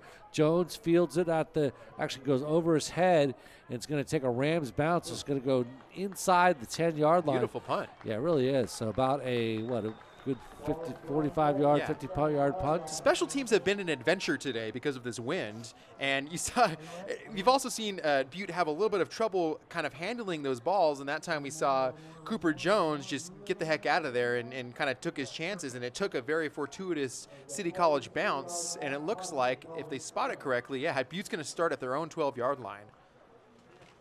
We'll see if we can bring you some scores around the CCCAA. By the way, Kyle Lundquist only 26 yards through the air in the first half. Most of their yards coming on the ground for Butte. Handoff straight up the middle. Keeper, actually. A keeper by Lundquist. No, this is a backup quarterback, and Oops. I'm so sorry Excuse because me. I should have looked up and seen that number 15 has come in to play quarterback. He's a freshman from Trinity High School in Weaverville, California, and his name is Brian Harper. Brian Harper, yes.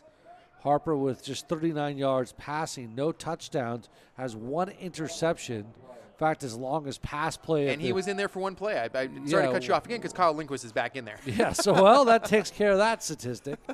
There's a handoff straight up the middle to McQuigg, and there's a flag down. He's Could be a stripped holding. down. I think that's a good call. They might be getting one of the lead blockers on that play. That was Brendan Coffey, and then we'll see if it's going to be a hold on Coffey, the big guy, 6'6", 285 from Paradise, California. Of course, that community ravaged by those fires we alluded to earlier. And that's too bad. That'll back things up. And what I'm seeing a lot from the Rams defense right now is really good adjustment to what was opening up for Avery McQuigg in that first quarter. They've done a good job of shutting those gaps down. He's really not getting a whole lot of room to run right now. I mean, he still has 135 yards, but a much better job of containing the very shifty McQuigg, who's off the field at the moment. Give you a couple of scores updates when we get a chance. So 2nd and 10, back to pass, and it's dropped at the 10-yard line. And the intended receiver way out on the left side was number 14, I believe. That was Caleb Cooley. Yes, Cooley. Interesting update score. They're just getting this one out of Modesto. They're continuing to roll. They are beating a good American River team in the third quarter. You can read the score. Yeah, 31-7 Modesto on top in the third quarter, it looks like, and Modesto continuing their winning ways. It's going to be a tough decision in terms of who ends up getting ranked highest in Northern California this year. A lot of good, tight teams. Obviously Modesto, a swallowed team. Back to pass. Straight across the center. Has the receiver at the 20, 27-yard line. That is caught by number 7. That's Tarek Glenn, and he picks up a first down for the Roadrunners. So a little bit of momentum there. And the quarterback paid the price that time. It was Tadarius Patterson, who already has a sack this game. Just as Lindquist was unloading, Patterson just leveled him. So he hung in there, though, and made a nice pass that time, but he took a big hit at the end of the play. Lindquist remains in the game. In the backfield is McQuagg. He is the lone back, one wide receiver out far left. Slot. A little bit of a reverse there to number 17. It's the Rams picked that up, no problem. That was Jamal Lavalier, and the Rams front 7 just smashed him. Yeah, good pressure that time, and Butte was kind of going for a misdirection play, trying to catch the defense off guard, but nothing doing that time. So Butte they've gotten the ball up to the 20-yard line, but it brings up a big second, and they're going to say he lost 4 yards, so second and 14 now. Ball placed on the 20-yard line. 28-9 our score from beautiful George Rush Stadium. Along with Aaron Turner and Mike McDowd and all the Rams television crew here. So happy to bring this game on this Saturday afternoon. Back to pass. Little screen pass out to the 20.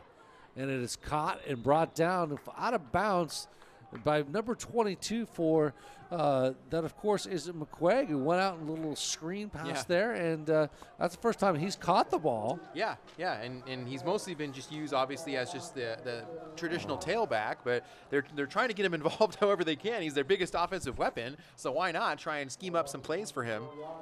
And you can see they didn't get a whole lot because the ball's in the 24. Now it's 3rd and 14, 3rd and 10. So again, they present themselves in another passing situation. This time, it's Lundquist. McQuaig now in the backfield.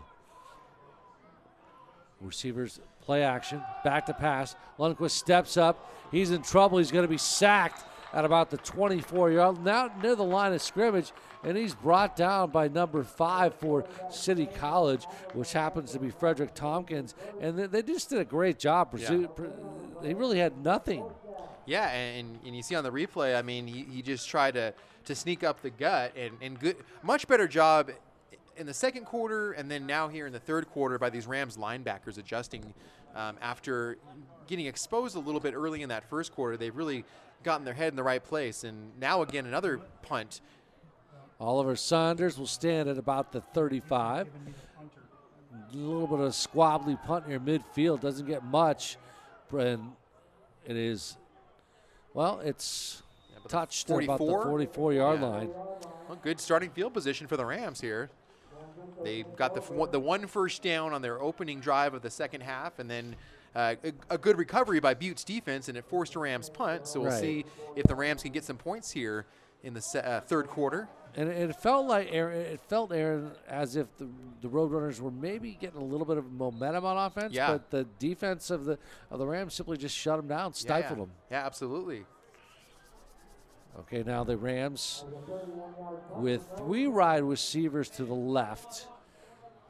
Quick little screen pass out to the 40, 45. It is caught. Looks like that was Hurd. A bit of reception, but doesn't really get anything on the play. No. Big time tackle in there. Looks like Nate Eshelman was the lead tackler. We've called his name a couple times today. And Dario Pizzuti also went on the tackle. I don't think he may have just gotten back to the line of scrimmage. Clock ticking under 8:38 now. And our score 28-9, as you can see. Rams, nobody in the backfield this time. Quickly, Bullock. Back to pass. Steps up. Has a receiver. Long. It's caught at the 15 and inside the 10-yard line. And a brilliant play by Ethan Bullock with a big pitch and catch to a wide open Ezra Grace. Yeah, Grace. He's been busy today. They've called Grace's number several times, and that was the biggest probably passing play of the afternoon. That was about 30 yards on the pass. And that is a huge first down and a big momentum swing. And that could really put another thorn in the side of the Roadrunners, who, I don't know. I'm trying to set. I mean, this is Grace's breakout game. He had no catches coming into today. Hurd. Bullock looking straight across the middle. It's picked off by the Roadrunners. Number 5, that would be Zach Longsworth. And that was just a pass thrown right into coverage there. It was not a good pass. I'm not sure exactly where Ethan Bullock was looking on that pass. He did have a receiver, it looked like, open for a moment as we watch the replay here. But, I mean, he basically was trying to find, it looks like Christian Willis, and he overthrew him a little bit, and Zach Longsworth was just in the right place at the right time. And that's a big break, and I mentioned it before, Butte defense needs to step up. Well, there's a big play by the Butte defense. Yeah, and you know, could that be a momentum swing? We'll see. And more importantly, because the interception was committed in the end zone, it's a touchback, and that brings the ball out. I'm checking the scoreboard around the CCCAA. A lot of afternoon games. Some games have not started, of course. A lot of evening games, 5 and 6 o'clock tonight. San Mateo plays Fresno City. That's going to be a tough game. That'll be, I believe, at San Mateo. Yeah, 2 of the top teams in Northern California. So 8 minutes exactly in the third quarter. This quarter quickly winding down already. This has been a quick quarter. Yeah, and no points yet in this second half. Again, hand off to McQuay. He's got room across the 25, 30. Picks up a first down and more. Still on his feet across the 40-yard line. And that was a great pickup play of about maybe 15 yards, 16 yards on that play. And Timote Finau ended up bringing him down, but that looked like first quarter Avery McQuaig. Yeah, he's been absent. Yeah. So he had a quiet second quarter, and that time good run blocking up front. So obviously this Butte offensive line getting a bit of spark from that interception. Now both teams have thrown a pick. Looks like low snap. McQuaig trying to almost lose his balance. Gets out to the right side, and it's going to be a hold. Yeah, they're going to get a block in the back. I saw it very clearly. That was Brendan Coffey again, who was blocking his man on the pursuit, and he just pushed him in the back, and they're going to call a block for that every time. Dino Kahalulheyo was the one who was pursuing the running back, and so another penalty for Butte, and that'll march things backwards. I see Frederick Tompkins, bit of a gingered look there. It looked like he hurt his leg, but he's going to stay in the game. Yeah. Tough kid. Yeah, and he's one of those leaders in that linebacking core. Tompkins, of course, with in his first year of college ball out of Clovis North High School. Illegal block against the Roadrunners. Face mask against the Rams.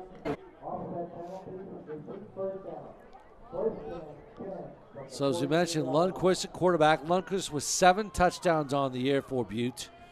Trying to see if they can get some momentum going, something positive here. Hand off again to McQuaig. He tries to sweep out to the right side, just across the right tackle. Not quite a sweep there, but looks like that was number 20, Johnny Williams. Is that correct? Yeah, Yes. that was 29. Williams, the backup running back. We haven't seen him today Nope.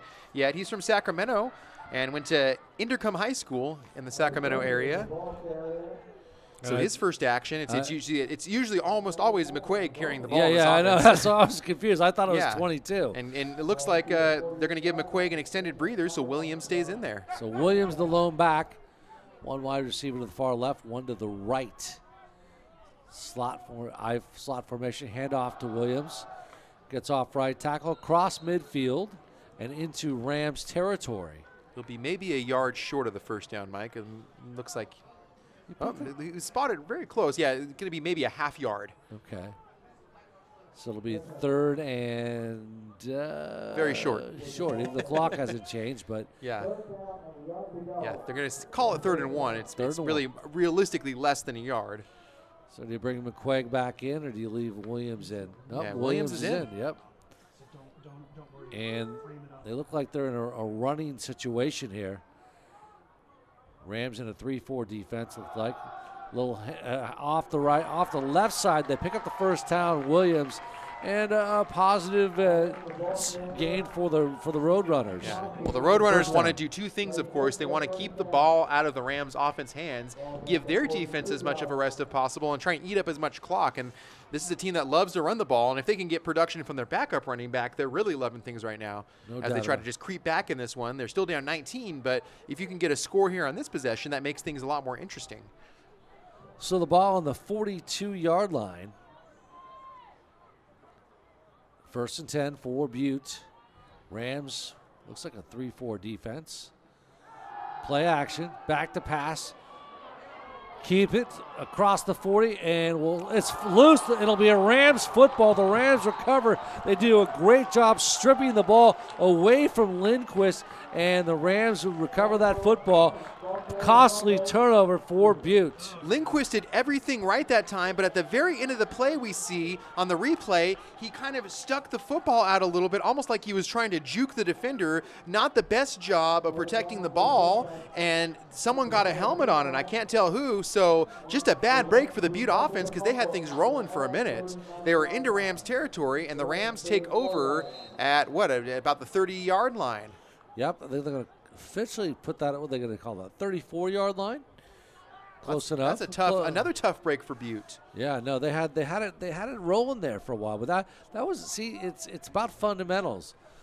Bullock, handoff, spin move across the 35 into the 40-yard line. That looks like that is Hurd with the ball carry. That's DeMonte Alim, Or actually. Alim. Yeah. The numbers are kind of similar, and Alim has seen limited carries in this game. Alim, who averages just 3 yards, well, about 5.7 yards per carry. Yeah, unlimited touches. However, he's kind of the de facto third string running back. Even though Jimmy Collins will probably tell you there is no set strings, he likes to use the whole rotation. But he said any of these running backs are capable of having huge 100-plus yard games. He's very confident in every one of his running backs. 2 wide receivers left, one slot back, one to the right.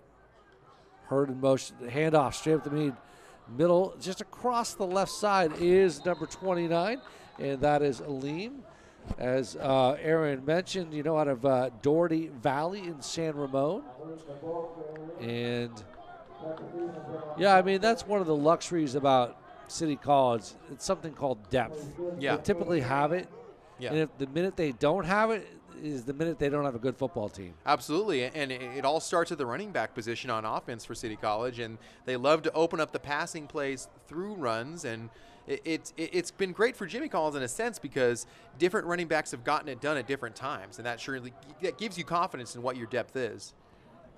So the ball on the 45-yard line, 1st and 10, back to pass.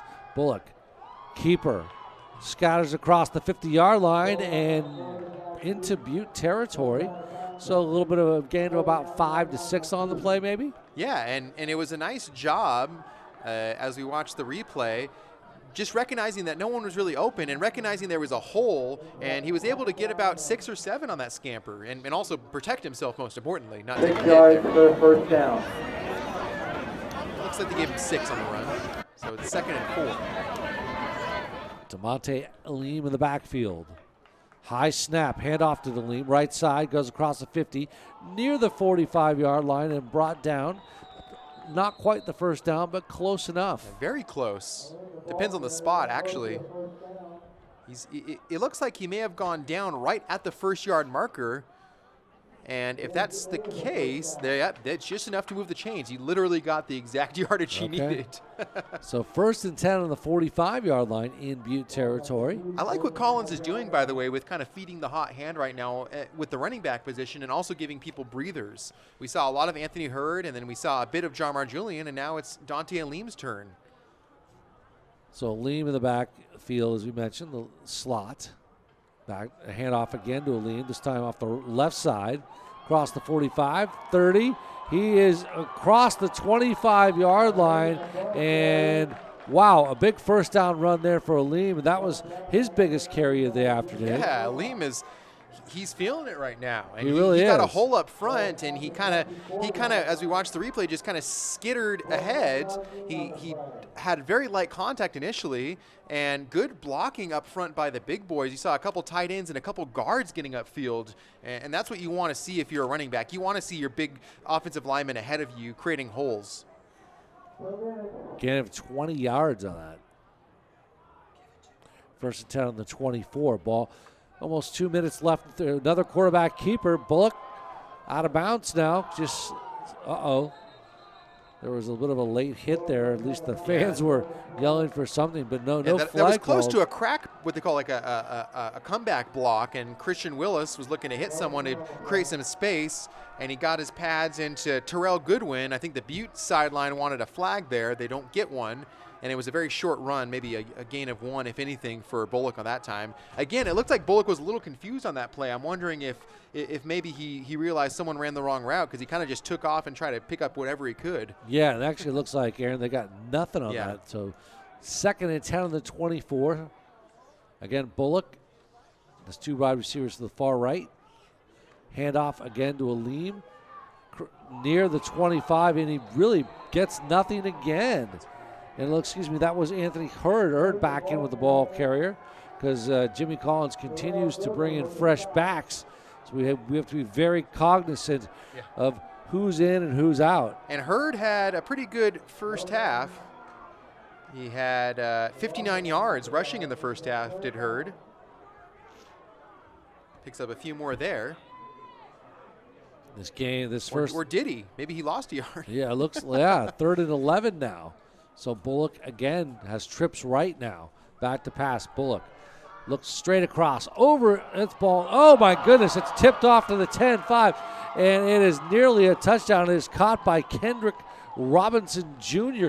And that ball was tipped. And now they say touchdown. Now they're saying touchdown. Wow, and that was just good luck for Robinson. The ball was tipped up in the air. Robinson was standing to the left of the intended receiver. He caught the ball. No one knew exactly where the ball was for a moment, and then he was able to just sneak it into the pylon, and a touchdown for the Rams. So good luck. 24-yard touchdown pass to Robinson. Is that what we're going to call this then? And it looks like he was looking for Christian Willis initially, perhaps. I can't tell exactly who the intended receiver was, but Rams will take it. Why not?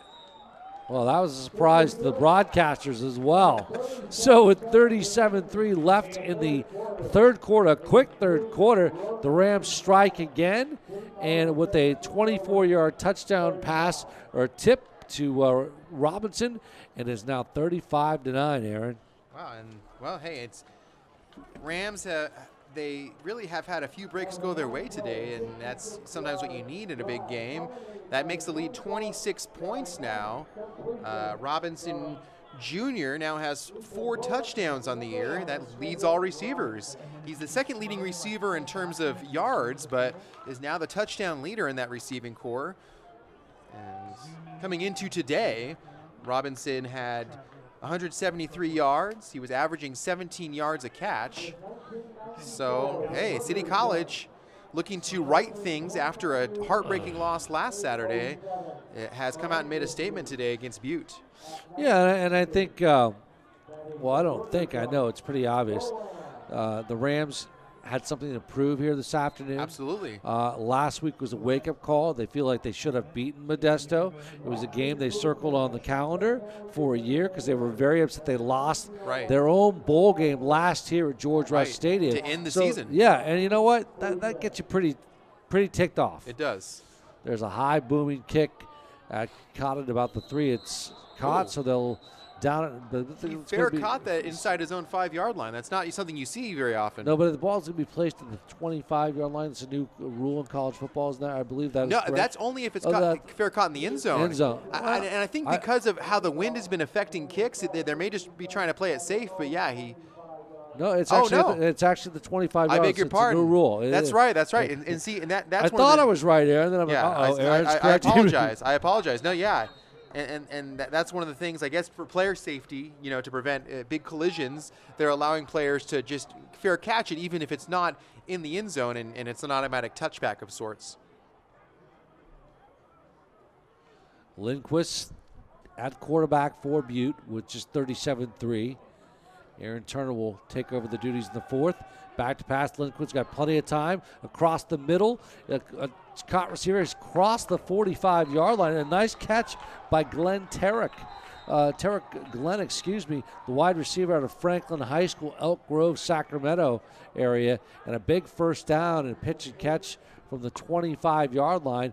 Placed up all the way to the 45. You can see that. Yeah, 2 things happened on the end of that play. There was a flag that came in late, and then an injured Ram down who took a big hit at the end of that catch and run, Mike. Yes, ball on the 45. Oh, it looked like it may have been a chop block. Even worse. So right now, we saw the Rams lose an offensive lineman earlier in the second quarter, and now another defender down on the ground. And that's the one thing you don't want to see, win or lose. You certainly don't want to see your starters go out with injury if you're Jimmy Collins. And by the way, that was a chop block because that was what that flag was.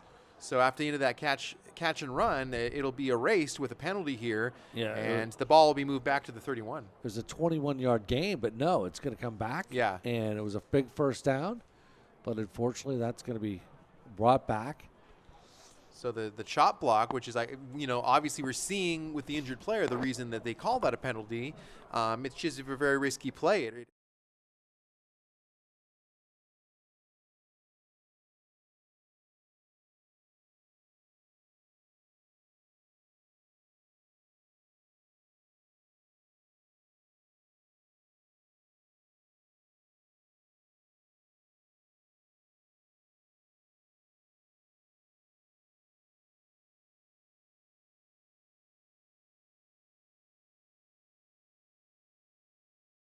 Maybe they're just trying to, just honor their fellow teammates. Yeah, and so the big question here is I think for Butte this is kind of might be their last stand. I mean, you really got to try and turn this into a scoring drive if you want to have a chance of sneaking back in this one. But credit the Rams defense. They have really responded very well after a slow start to the first quarter. And really this whole defensive unit has been playing very nicely. And this is a good sign to see now. Brian Thompson Jr., after taking a big hit on the chop block, is able to get up and walk off under his own power. It doesn't look to be limping or anything, so that's nice. So the ball will be played. I'm sorry, Aaron, go ahead. I'm saying it looks like Sincere Jackson's going to come in and replace him at the DB position.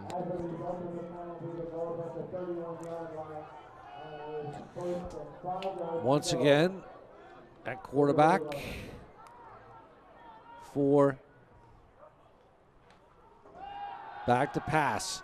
Lindquist lobs one down the field. The intended receiver, looks like that was for the tight end, the big number 89. I believe that's Steele Warren. It's the first time we've called his name. And he's a big kid at about 6'5". So, you know, you love those types of kids with that size on the football field. And again, that pass a little lofty. You got to wonder if the wind again played tricks with it. It was just out of the reach of the 6'5" sophomore from Provo, Utah. I'm surprised how he escaped the hands of BYU. Yeah, I mean, that may be a future school for him to transfer to He grew up a Cougars fan. That's where BYU, of course, is located in Provo. But nevertheless, maybe he goes to Utah. Low snap, handoff. Number 29, that across the left side. That is a kid we've been calling. 29, of course, our buddy Johnny Williams. Johnny Williams. Okay, so the quarter expires as we end the third. We go into the fourth. Our score, City College of San Francisco 35, Butte 9. And to handle all the play-by-play duties, we will welcome Aaron Turner. We'll take a quick timeout. You're watching this game live here on Rams TV.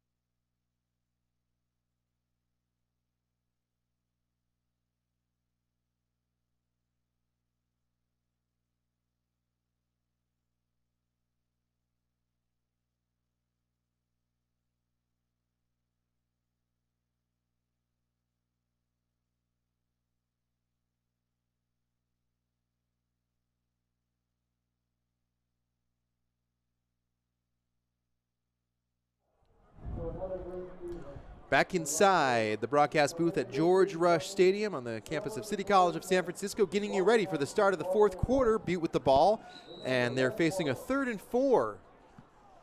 Trying to extend this drive down 35-9 to City College of San Francisco. Bobbled snap for a moment. Lindquist trying to find his receiver on the left side, and pass broken up nicely.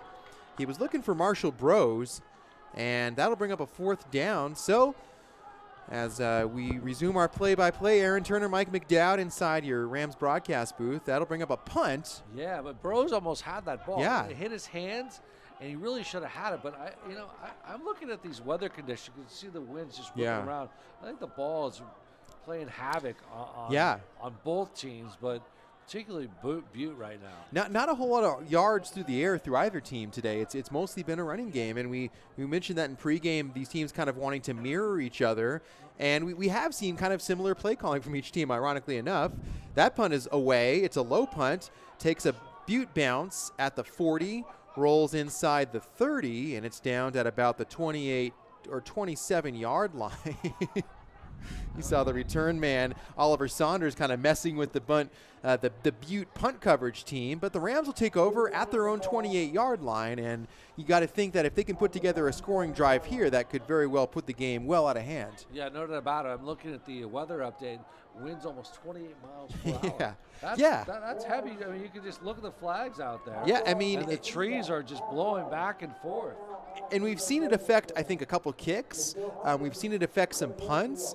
And obviously, really nothing doing long passing game-wise for either team today. So it's been a conservative play call, and it's really been the special teams and defensive plays that have probably been the most profitable offensively today. Ethan Bullock goes back to work for the Rams. First possession of the fourth quarter, swings a pass out left. And not even back to the line of scrimmage is his receiver that time. Looks like Blaine Gig on the tackle for Butte. And that was, I think, Max Pierce on the reception last time.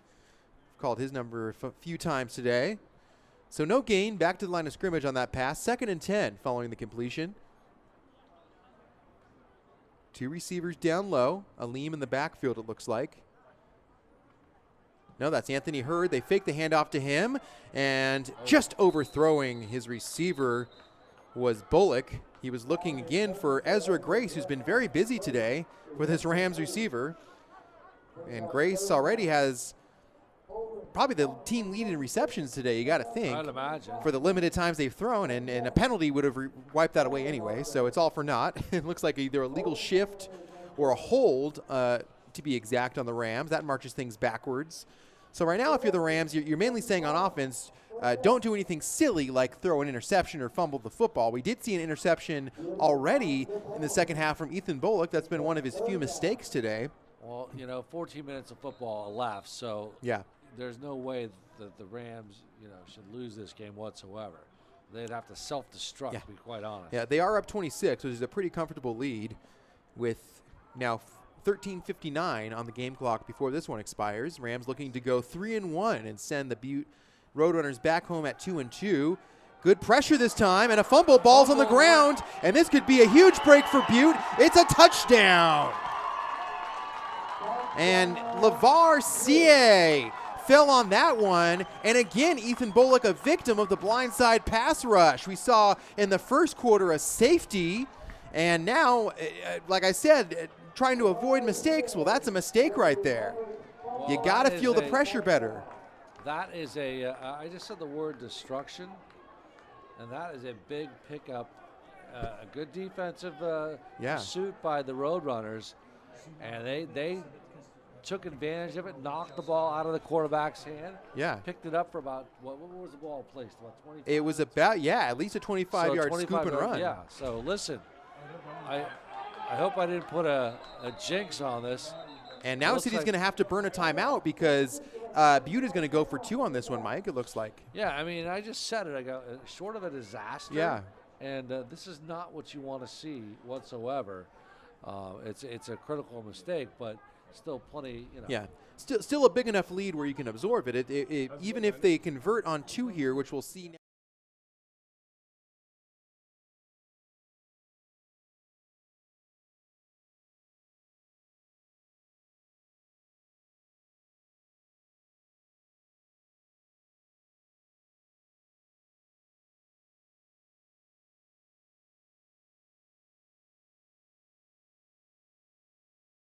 Now a strip sack and a fumble recovery for a touchdown. And Butte has just it may not be a big heartbeat, but there's a little bit of life right now that at the very least got their sideline back into it. And 5-yard fumble recovery. Yeah, exactly. Who do we say that was again? That was LeVar Cie, the sophomore linebacker from American Canyon High School. Butte will go for it, trying to make it an 18-point deficit.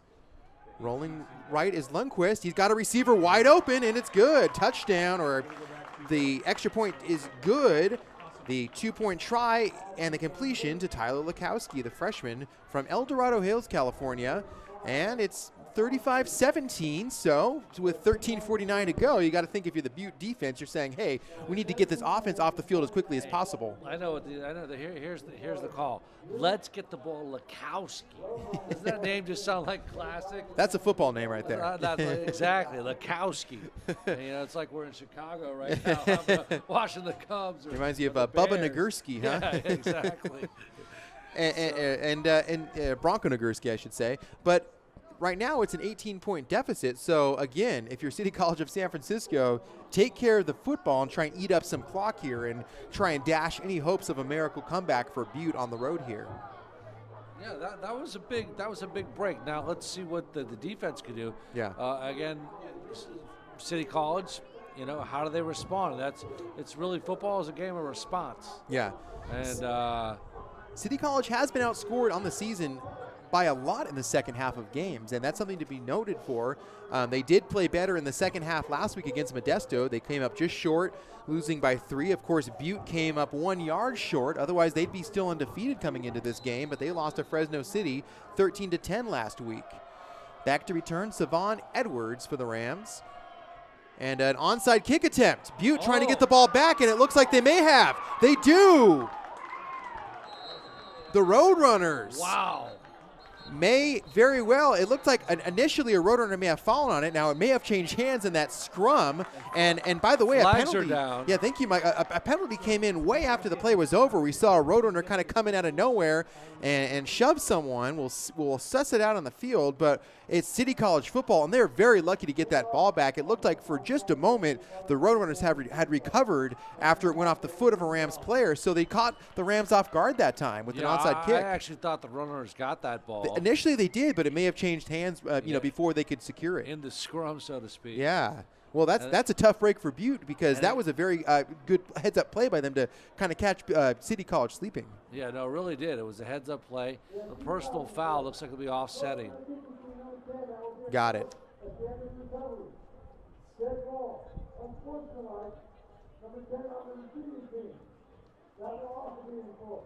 So both penalties are enforced, which essentially, like you said, kind of wipes it out. But City College, they're very lucky to have the football right now in their hands. Yeah, they really are. And right now, it's Butte doing whatever it can to just try and creep back into this you one. You can't blame them. You gotta give credit to that Butte coaching staff and having a little imagination. Yeah, absolutely. And if you're City, you got to be a little more heads up than that. You got to think they're desperate right now to try and catch into this one. So and look at this, the ball at the 25-yard line.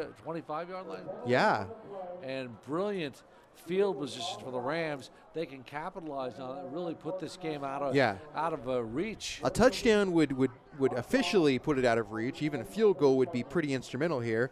They're still up by a score of 35-17, I beg your pardon. So an 18-point lead for the Rams. Still a 3-score game.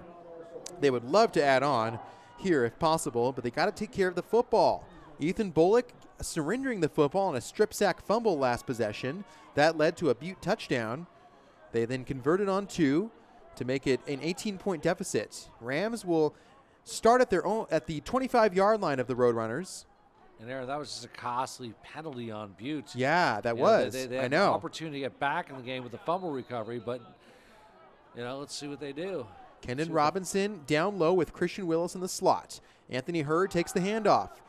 He's running into a whole wall of defenders, and nothing really going there. Maybe picked up 1 or 2 on the run, but Rams are content to eat up as much clock as possible and run. You just took the words out of my mouth. I mean, I think really the philosophy right now is going to be, listen, let's just waste as much clock. We'll just run the ball and, go into the locker room with a victory. Yeah, and the Rams, of course, as we look ahead a little bit, will next week be traveling they'll be hosting College of the Siskiyous here at George Rush Stadium. We'll have the call here on Rams TV, and then they'll be traveling to Laney come October 18th. Meanwhile, at 2nd and 6, Anthony Hurd again with the carry. Picks up maybe 2 or 3 that time. And, of course, they'll be in league play with Laney, Diablo Valley, Chabot, Santa Rosa, and San Mateo. Yeah, absolutely. So, the conference is not going to be – when you've got Laney and second-ranked, I believe, San Mateo. Yeah.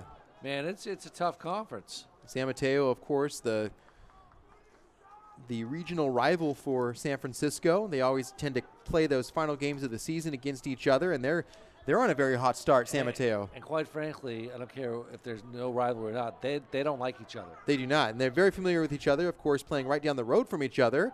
Meanwhile, Bellick is back to pass. He's looking to the end zone, and he just overthrew his receiver.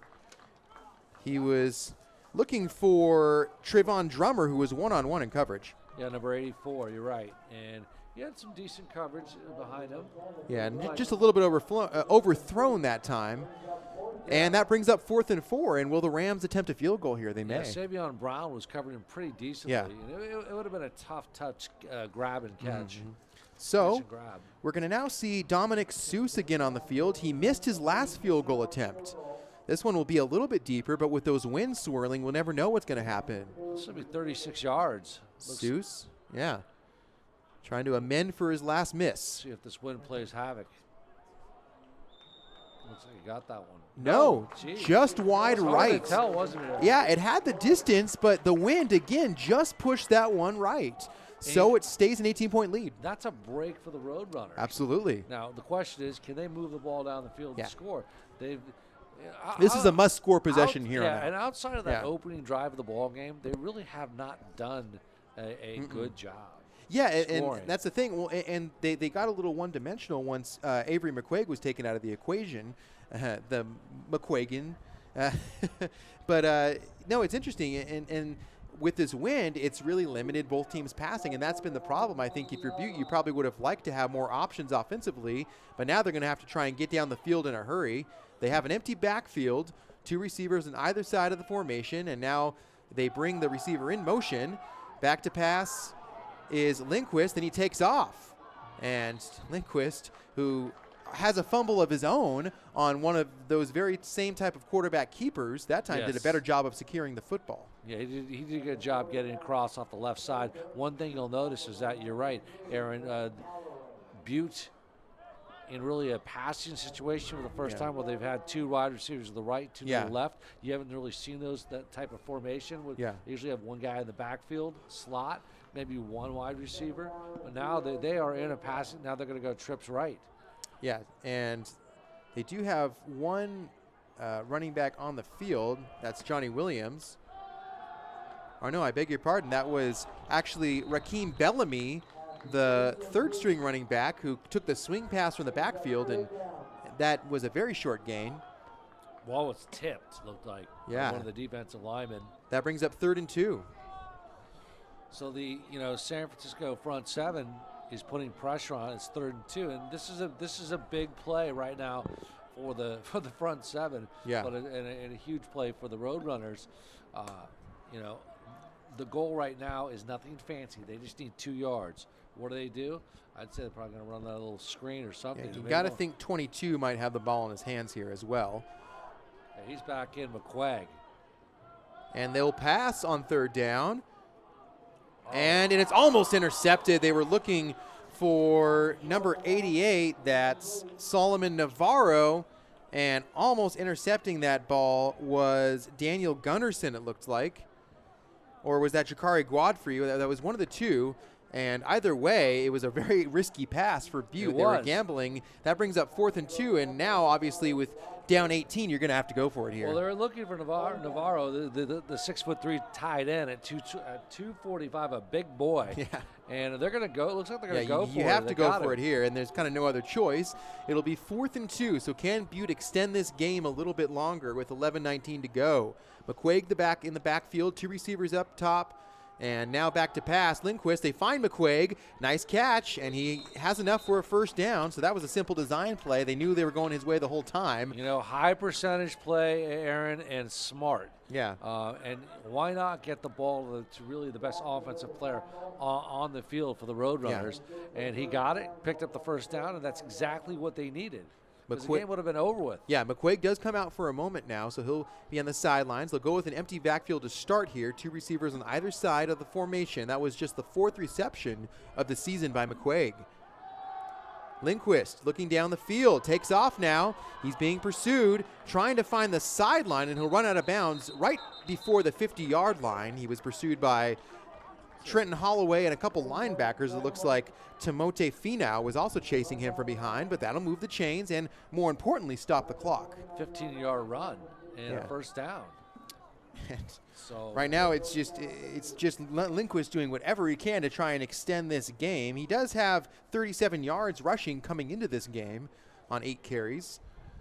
And right at the 49-yard line is where they mark it of City College. So Butte just across midfield near that City Rams logo. 1st and 10. Empty backfield once again. Lindquist with time, looking deep. Flag on the play, and they make it the defensive holding.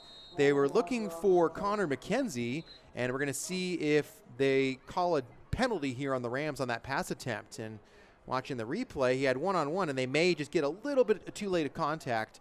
I'm not sure. We'll assess it. It may be either pass interference or holding on the defense. Yeah. I'm not sure. We'll see, though. The way Yep, it'll be holding on the defense. So a break for Butte. Yes. That'll move the football, and that'll give them an automatic first down. Personal foul is what it was. Oh, face mask. Yeah, wow, I beg your pardon. Mask. I saw him go like this. Yeah, so okay. It was a personal foul, and as a result, that brings the ball all the way down into Rams territory. Yeah, and now the ball on the 15-yard penalty all the way to the 34-yard line. 1st and 10, Butte on the move, trying to get on the scoreboard once again. It's Bellamy in the backfield. 3 receivers. Lindquist back to pass again. He's looking deep. He wants his receiver. He's wide open, and touchdown, Butte on Riley Posthast. The sophomore hauling it in, and that time, that pass was on the money from Kyle Lindquist. So Butte breathing some more life into this one. They have the strip sack fumble for a touchdown in the second half, and now the first touchdown through the air for the Roadrunners. It's 35-23, and now the question is, does Butte want to go for 2 or kick the extra point? It looks like they are going to just kick the point and try to make it an 11-point deficit, but still 10 minutes to go here. So just like that, Butte slowly creeping in. It was Lindquist with the who was the touchdown reception? The reception was caught by Riley Pothast. Yeah, Riley Pothast, 34-yard, beautiful over-the-shoulder catch. And ball placed beautifully. Lindquist put it right on the money that time. We've seen a few of his passes flutter a little bit and go a little bit too far, and Pothast had one-on-one coverage on the outside. He gambled, and just like that, it's 35-24 following the extra point. 10:16 to go still, so still plenty of time left in this football game. And right now, if you're City College, you want to try and eat up as much clock on offense once again and try and just either at the very worst, eat up a lot of clock and punt it away, but you definitely want to try and come away with some points to put this game officially out of reach. Yeah, no, that was a beautifully thrown ball right over the shoulder and just landed right into the breadbasket and caught it. Beat the defense, the defender back there, the cornerback, and just was able to capitalize. And that was a big play for that Roadrunner offense. Well, Butte saying, don't go anywhere quite yet, folks. They have a little bit of life left in them. And we'll see right now, they attempted the onside kick on their last score, if you remember, Mike. And now if you're City College, you probably have that hands team up front just in case they try something again. And you never know. They just might, or at the very least, maybe try a squib kick. 24-yard pass. Yeah, and you just stole my words. That looks like they're going to kick off. They will kick it away. It's a short kick, however. And the ball is on the ground and very fortunate to be recovered by City College. Wow. Oliver Saunders had the ball flip off his hands. Oh, no, that was DeMonte Alim who was back. And it was a probably strategic, intentionally short kick. And City College, again, very fortunate to recover on a kickoff. Yeah, it looked like Frederick Tompkins, actually, number 5, if I saw that right. Yeah, it could be. I'm not sure. With the recovery. Yeah, he recovered it. It was DeMonte Alim who initially had it go off his hands. Oh, I see. Yeah, yes. He had to kind of come up and try and field that around the 20. Could you imagine? That would have been just a huge break. Yeah, that could have been almost disastrous for City College. That could have put very good starting field position for a team down 2 scores. They scored at 35-31. Ethan Bullock from the pistol with 10:13 to go. He turns, hands to his running back. Very short gain there, maybe a gain of 2 by Anthony Hurd. LeVar CA in again on the tackle. 2nd and 7 now. Rams just want to see that clock ticking as much as possible. Butte does have all 3 timeouts left. Rams have used 1 so far in the second half. Up 35-24. 2 receivers on either side. Bullock's back to pass. And it's intercepted. He was looking Picked for off. Christian Willis, and stepping right in front of that pass was Cameron Alfaro. Alfaro, Aaron, just got himself, it was in a perfect position. Wow. He saw the ball, picked it off, and you know what? The fumble, the fumble recovery on the kickoff Yeah. is one thing, Yeah. but this is, you know what, I got to tell you, Aaron, I think we got a ball game here. This is the 2nd interception by Ethan Bullock, and Alfaro, I think, just read his eyes. Bullock was looking to find Christian Willis on the outside all the way, and he stepped right in front of that pass. And just like that, Butte has taken over inside Rams territory. There is also an injured Rams player on the field at the end of that one. So not what you want to see if you're Jimmy Collins, and Butte now has a chance, if they can score here, even just a field goal, that could make it a 1-score game. Now, if they do score, the question is, do they go for 2? Because Yeah. they're down by 3. They're down 11, so yeah, you got to think, yeah, if you you gotta score, go 2. if they can score a touchdown here, you definitely got to go for 2. That would make it potentially 3. The ball is spotted after all that at the 47-yard line, and that was it looks like it was Salah Tofi who was shaken up at the end of that play, but he's okay. He comes off the field. Rams defense back to work, and now they have a bit of a tougher test ahead of them. They got to keep this Butte team off the scoreboard and out of the end zone. And one thing, Aaron, you got to know at this point, the Roadrunners have a little bit of momentum and confidence knowing they can score now. Defense needs to step up, try and close this game out. From the 47, back to pass Lindquist. He's looking deep. He's got a receiver open. And beautiful play to break up what would be a huge reception by Michael Williams, the freshman. Got his hand in there at the last moment. It looked like Marshall Bros could have walked in for a touchdown if he catches that one. What a beautiful play that time in coverage by Michael Williams. Yeah, Williams did a great job getting his right hand on the ball and was able to block the pass. And You can see you're it right seeing here. he was beaten on the coverage and was It- able to recover. That would have been that would have been a frightening moment for City College, because that was a potential catch. Yeah, Jimmy Collins breathes a sigh of relief, I'm sure. 2 receivers either side. Lindquist back to pass again. Across the middle, it's caught. That's a first down. And now can the Rams get him down? That's Riley Pothast, who had the touchdown earlier, and that moves the chains.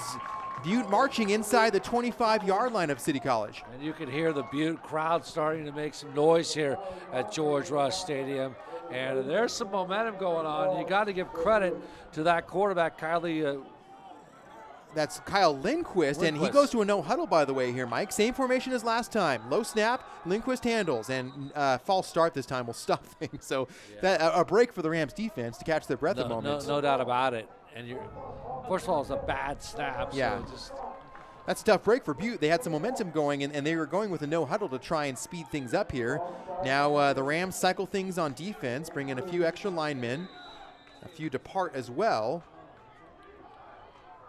Meanwhile, Jamal Lavallee exits for Butte. And Avery McQuaig is back in. 3 receivers up top with Marshall Bros in the slot for Butte. 1st and 15 from the 29. Lindquist. He has McQuaig out of the backfield, and I saw that play developing the whole way. And that was kind of a wheel route, and McQuaig could have gotten something that time, but the pass was just a little bit too much in front of him. Incomplete. yeah, a nice little wheel route there, and the ball was just thrown a little low. But, one thing you look at, the Rams are up 35-9 in the third quarter. This game has taken the tide has turned. This is, I'm sure, way too close for comfort for this Rams coaching staff. They would have liked it to maintain it at a 26-point lead. And way too close for comfort for all the fans here. Yeah, absolutely. And the Rams, wow. Still 8:35 left in this game. Butte knocking on the door. Down 11. McQuaig in the backfield with Lindquist from the shotgun. Back to pass. And that is caught towards the original line of scrimmage. It'll still be about 9 yards to go for a first down. That'll bring up a 3rd and 9 after about a 6-yard completion. And it looks like Tariq Glenn from Elk Grove, California made that one. Now Butte hurries things up a little bit on offense. McQuaig runs off the field. He departs. And no huddle for Kyle Lindquist. He barks an audible at the line. 2 receivers down low, 2 up top. Lindquist to pass. Rolls right under pressure. Still rolling right. Takes a big hit and then tries to find his receiver. He was looking for Rakeem Bellamy. And good pursuit that time by Frederick Tompkins. And that brings up 4th down and 10. And of course, Butte will go for it here on 4th down, trying to extend this game. They really got to get in the end zone if they want to have a chance to try and stay in this one.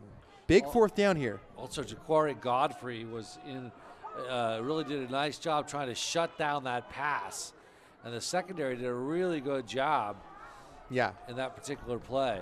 And good pass rush as well that time to flush Lindquist out of the pocket and try and force him to make a throw on the run. So, just for the game. Biggest down of the game so far. 4th and 10 with 7:54. Butte and a whistle will stop play. Did Rams call a timeout? No. Yeah, they did. City College called a timeout, it looked like. That's their 2nd timeout of the 2nd half, and maybe Jimmy Collins didn't like something he saw. No, I beg your pardon. That was Butte. Sorry, Mike. Yeah, that was Butte calling their first time out of the 2nd half. So either way, gives both of these teams a chance to talk things over. But this is the biggest down of the game so far. Well, really, for Butte, this is pretty much a ball game. Yeah. They've got to be able to get and again, you don't need to do any. You don't need a touchdown. You just need 10 yards. Yeah, exactly. That's sometimes, I think you want to play it pretty conservative because obviously when you get the breaks, it's great. But the bottom line is.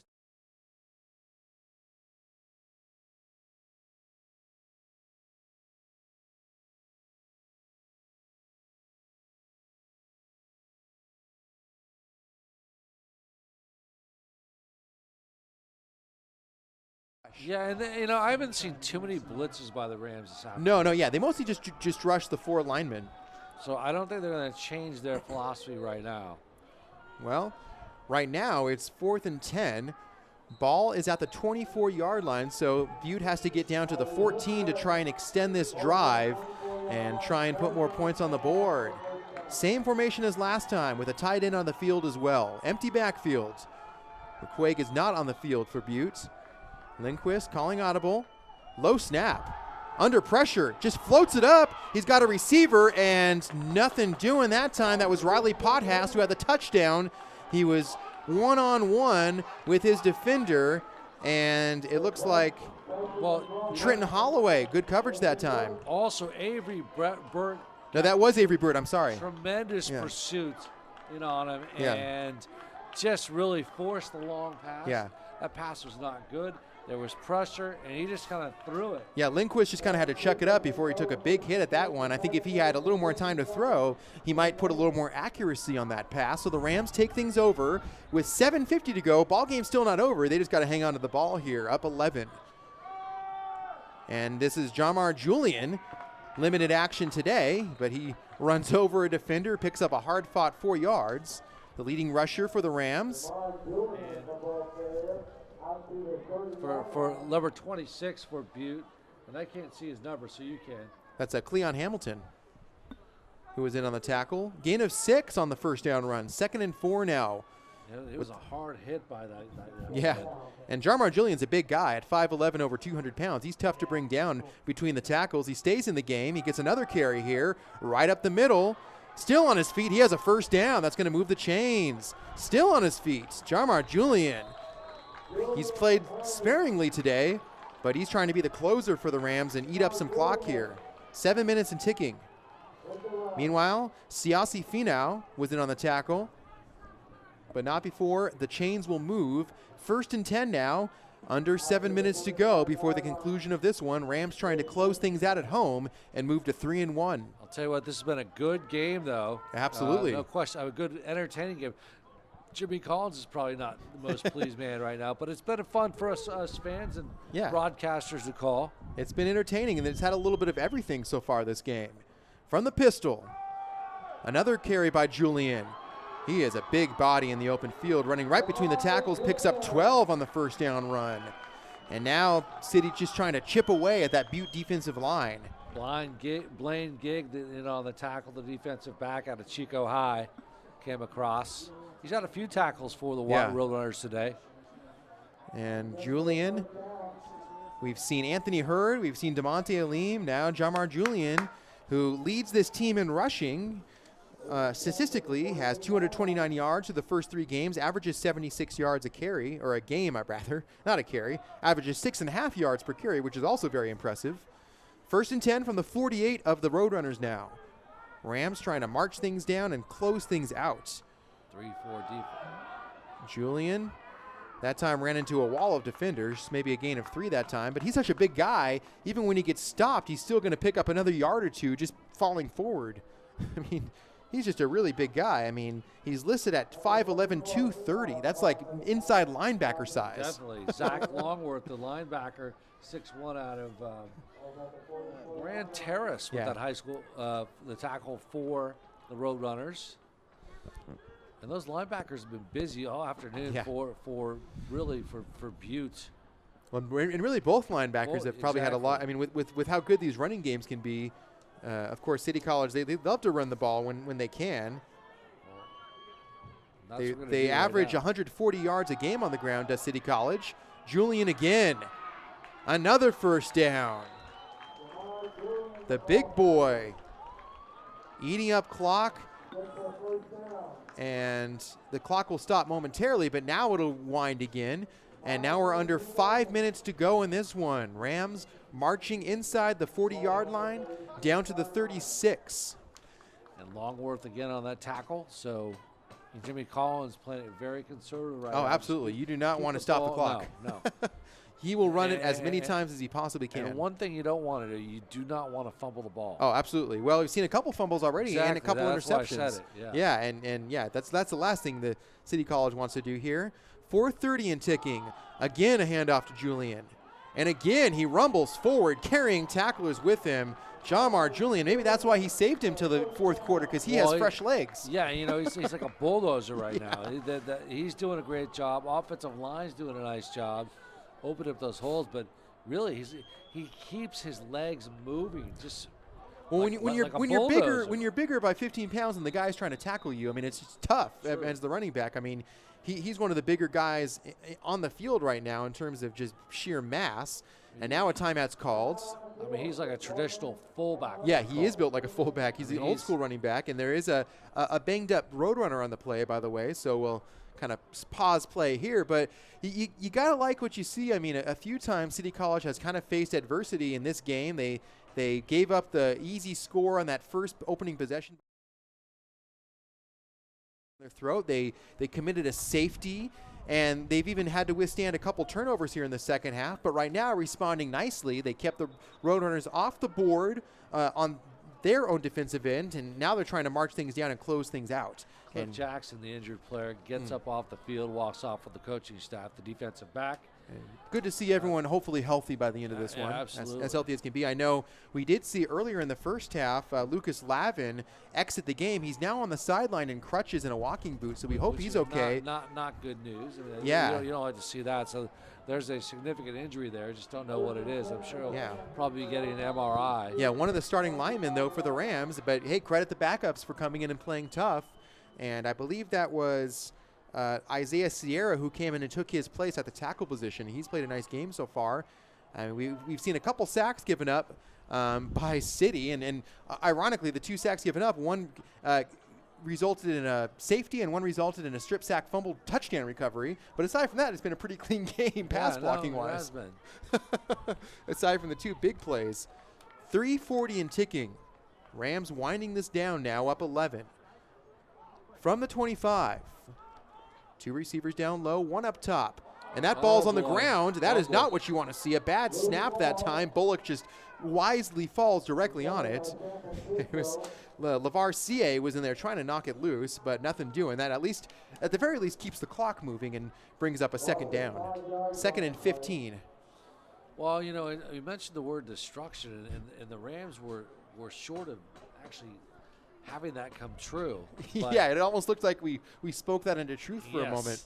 But now it is 2nd and 15, and they've just got to continue to keep that clock running and just but penetrate too. They need to pick up yardage. Handoff. Great play by the secondary. Julian that time had nowhere to go. Yeah, good tackle. Came across was Nate Eshelman, and he's actually injured. He looks like he hurt his shoulder. Ooh, yeah, and that's tough when you're trying to bring down someone as big as Julian.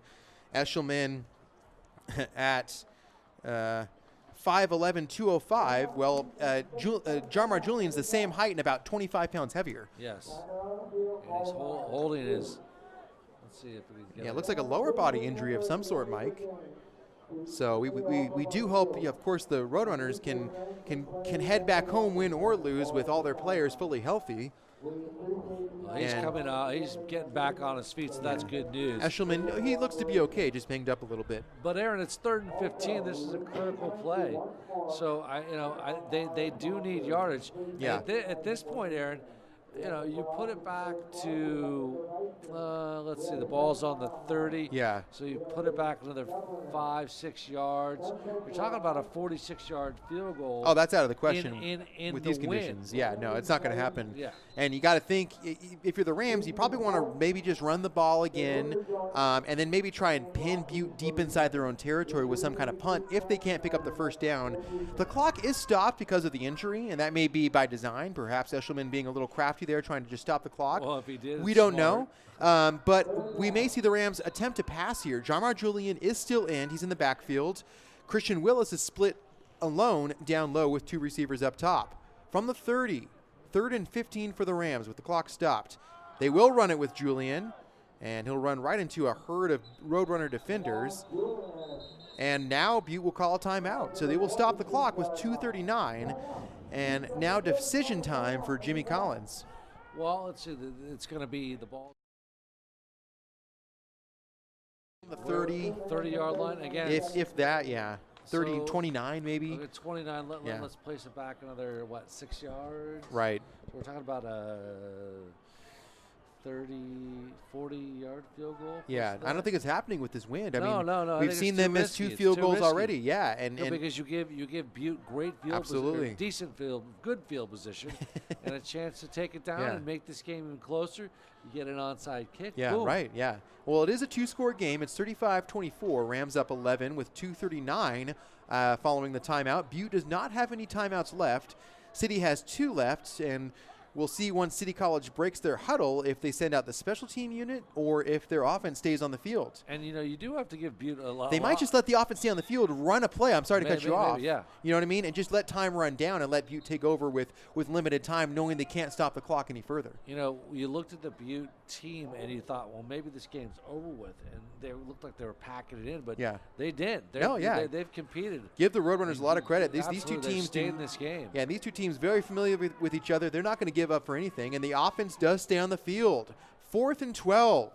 Bullock back to pass. Looking right, looking towards the end zone. He's got his man open. It's just overthrown. He was looking for Kendon Robinson Jr., who beat his man. That could have been a huge play, but with 2:33, Butte will take over. No timeouts left, down 11, and they take over inside their own 30-yard line at the 26 or 27. Well, listen, there is some football left here, and if you can get down and score, take it down 75 yards and get that touchdown and go for 2. Sure, that makes it a you're field gonna goal have game. to go for an onside kick, but it could get interesting. Crazier It's a good things game. have happened. It sounds cliche, but it's true. And these two teams that are used to some classic finishes. Could we have another one here? Butte, with 2:33 to go, starts at their own 27. Back to pass Lindquist with time. He's got a receiver open, and it's picked off. The second pick by Trenton Holloway. He had Marshall Bros open, and Holloway just stepped in front of that, and it was a little bit overthrown. Otherwise, Marshall may catch that.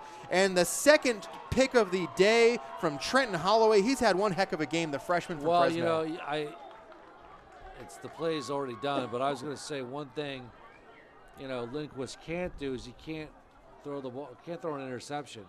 Yeah. And he did it. Yeah. And he underthrew that ball. Yeah. And his receiver was open and had a potential for a nice grab. Yeah, just a little bit off the mark. This is the way the cookie crumbles. Yeah, so another interception. Both teams now throwing more than one interception in this game. And it was Trenton Holloway, don't forget, in that second quarter who really swung the momentum. At the time, the Rams were down 9-0 when he picked up that interception. That set up the first Rams score of the game, and then they went on a 28-0 run after that. It's been 15-7 scoring-wise following that. So technically the Rams getting outscored again in the second half. Yeah, For this game, it won't matter, I guess. But, if you look at this game, the Rams really did dominate the first half. Absolutely, especially that second quarter. They were up 35-9. They really dominated this game. They made some mistakes allowing Butte to get back in this game. Yeah. But as we mentioned, give Butte a lot of credit. They know that when they are in these situations, they can play against good football teams to get back and potentially win. But I don't think that's not going to happen today. Well, you also got to give the City College defense a whole lot of credit. When they've really been needed, they've stepped up and risen to the occasion. Meanwhile, Jamar Julian again gets a carry, a gain of 4 over the left side. And with 90 seconds to go, another carry or two should do it. So, hey, game ball Trenton Holloway. I mean, a big interception in the second quarter to get the momentum going towards the Rams' way. And now, in crunch time, he shuts down any thought of any kind of comeback and picks off Kyle Lindquist. And Rams now will let things tick away, and looks like they're going to move to 3-1 here, and will at least make that loss last week against Modesto a little less bitter. No, and they had to bounce back this week, because a loss to Butte would have been really, I won't say devastating, but close enough. Yeah, I think devastating is an actually accurate word. And as long as they hang on to the football with Julian just rushing again, and that may be the second to last play of the game. Yeah, you're right, Aaron. Devastating because, the expectation here, a 2-loss season, a 1-loss season at City College is considered a disappointment. Yeah, and 2 losses in a row is almost unheard of for this program. So Butte, after a bitter, heartbreaking loss last week, will end up having to settle for 2 losses in a row. And that's something they're not used to. Oh, either. Absolutely they not. They don't lose. This is a very good football program. Yeah, these are 2 very good programs going head-to-head today. They won state championships, too. And meanwhile, Butte is going to have to figure out a way to get their passing attack going a little more effectively. Butte is going to head back home next week.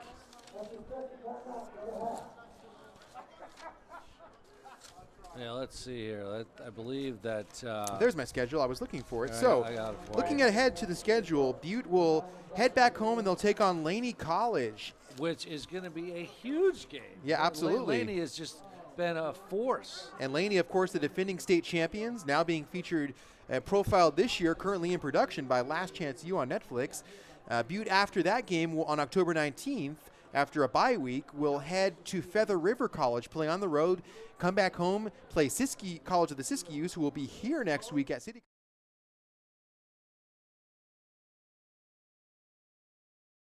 Home. Siskiyous is a very tough program. I believe City College went up to, I think it's Weed. Yes. Where they're from, and they lost to the Siskiyous last on season. the road. Yeah. So listen, this is another game next week. Modesto, Butte, and now, of course, the Siskiyous. It's going to be a battle here at George Rush Stadium. Meanwhile, City College will play Siskiyous here on October 5th.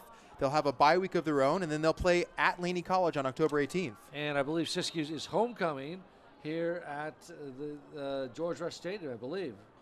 I think I saw that right. Oh, yeah. It is homecoming. Yes, it is. So that'll be a big game. That's the festivities, the pageantry. Come on. we cannot forget that. Meanwhile, after a couple short runs, it's going to be another punt, but it'll really be just probably the final play of the game. 9 seconds left, and now City College calls a timeout. So, barring something crazy, this should be the final play of the game. But give Butte a lot of credit for hanging in there, making some big plays on defense, and making this interesting here in the second half. One thing I don't see is the Butte band, so the Butte band cannot come on the field and help out. Or even the right. Well, and luckily down 2 scores. Even if they do score here, let's say on a punt return touchdown, it would be for naught. It wouldn't matter, but it would sure make things interesting. That's for sure. I don't see the City College band, so they're not going to come on the field either. So. And San Francisco, who coming into today allowed just 105 yards on the ground. They gave up more than that today. They allowed just 192 yards as a defense through the air. They did a good job of containing that. So one of 2 defensive stats checked off, and I'm sure if you're City College, you're basically, you know, breathing a sigh of relief that you were able to withstand some of your own self-inflicted wounds. And right now, it was originally a punt, and then City College called a timeout, and now with Ethan Bullock on the field, they may just try and waste 9 seconds here, 9.1 showing on the game clock, and just throw a final play of the game. So could be the final play. 9 seconds left. Bullock back to pass. He's going to run around, roll to his right, chuck it up. Ball will go out of bounds, and clock will stop at 1.5 seconds, and Butte will take over for one final play before this one comes to an end. And I think if you're Butte, as elementary as this is going to sound, you throw it up deep, you go for the Hail Mary, and you say, what the heck? Hey, yeah, why not? Let's at least score and prove that we can score. And they did that today. But, you know, listen, for the really City College should have ran away with this game. It didn't happen that way. I think Jimmy Collins is pleased that his team is going to get a victory here at home. Well, I want to thank, before we conclude this one, our executive producer, Misha Antonich, our producer and TD, Chuck Nicklow, our co-producer, Will Clater, and the rest of our Bema crew, Nicole Conley, Valerie Stefanovic, Brandon Powell, Eric Alonso Molina Denegri, Dario Ferna, and of course I'm Aaron Turner alongside Mike McDowd. And the final play of the game, Butte will air it out, and that ball knocked away by who else but Trenton Holloway, and that's how this one comes to a probably fitting end. He had a monster game, and he gets a congratulations from a Butte receiver, and a hard-fought San Francisco victory moves the Rams to 3-1. Yeah, 3-1, and of course, you know, before we talk about this game, thank you to the entire crew who always do such a great job with Bema, and you know, without these folks, we cannot do this telecast. Aaron and I actually have the easy job, but we are just so grateful to the hard-working folks who get here in the morning and do all this good stuff. Yeah, another terrific broadcast. We'll be right back here on October 5th for the 3-1 Rams, looking to keep their winning ways alive and take on College of the Siskiyous. But and when we just kind of briefly recap this game and close this broadcast out, I got to give the game ball to probably the whole Rams defense, but how about Trenton Holloway? He was really the star player today. He ended a potential comeback for Butte, and he also got things going momentum-wise in that second quarter. Yeah, that you know, one thing you also got to mention is the running backs got a little back. Hurd got a couple touchdowns, and you cannot ignore that because the running backs have not scored touchdowns. Yeah. And that's until today. Yeah, until today. So I think maybe in the offensive side of things, even though it was early on, they were running away with things, you still have to at least acknowledge that running back staff. Well, City College is, I'm sure, to see their state ranking improve. They came into today, depending on which poll you asked, ranked in the top 10, either number 8 or number 7. And meanwhile, Butte, who was ranked at number 5 in one poll and number 7 in another poll, they dropped to 2-2 on the season, and they're going to have to come lick their wounds and forget about this game quickly because they have Laney College coming into Oroville next game. I think that's an advantage to Butte because Laney's such a good program. Yeah. That you know, if they don't play their A game against Laney, they're in serious jeopardy for 3 losses in a row. And plus, who doesn't want to beat a team that's being featured on a TV show, right? Right, exactly. And City College will, of course, be able to play Laney at Laney. That'll be a tough matchup in a couple weeks from now. We'll see if we can try and get a broadcast going on and maybe do our lone road broadcast of the year over in Oakland this year on a Saturday night. That would be fun. So, for our entire crew, and for the rest of our audience watching, thank you so much for tuning in. Be sure to follow all of our Rams action, including full written recaps, on CCSFathletics.com. And for our entire crew, from Mike McDowd, I'm Aaron Turner, and I wish everyone a happy weekend and a great rest of your Saturday. You've been watching exclusive coverage of Rams TV, Rams football here on Rams TV, presented by CCSF Bema Department and live streaming on CCSFathletics.com.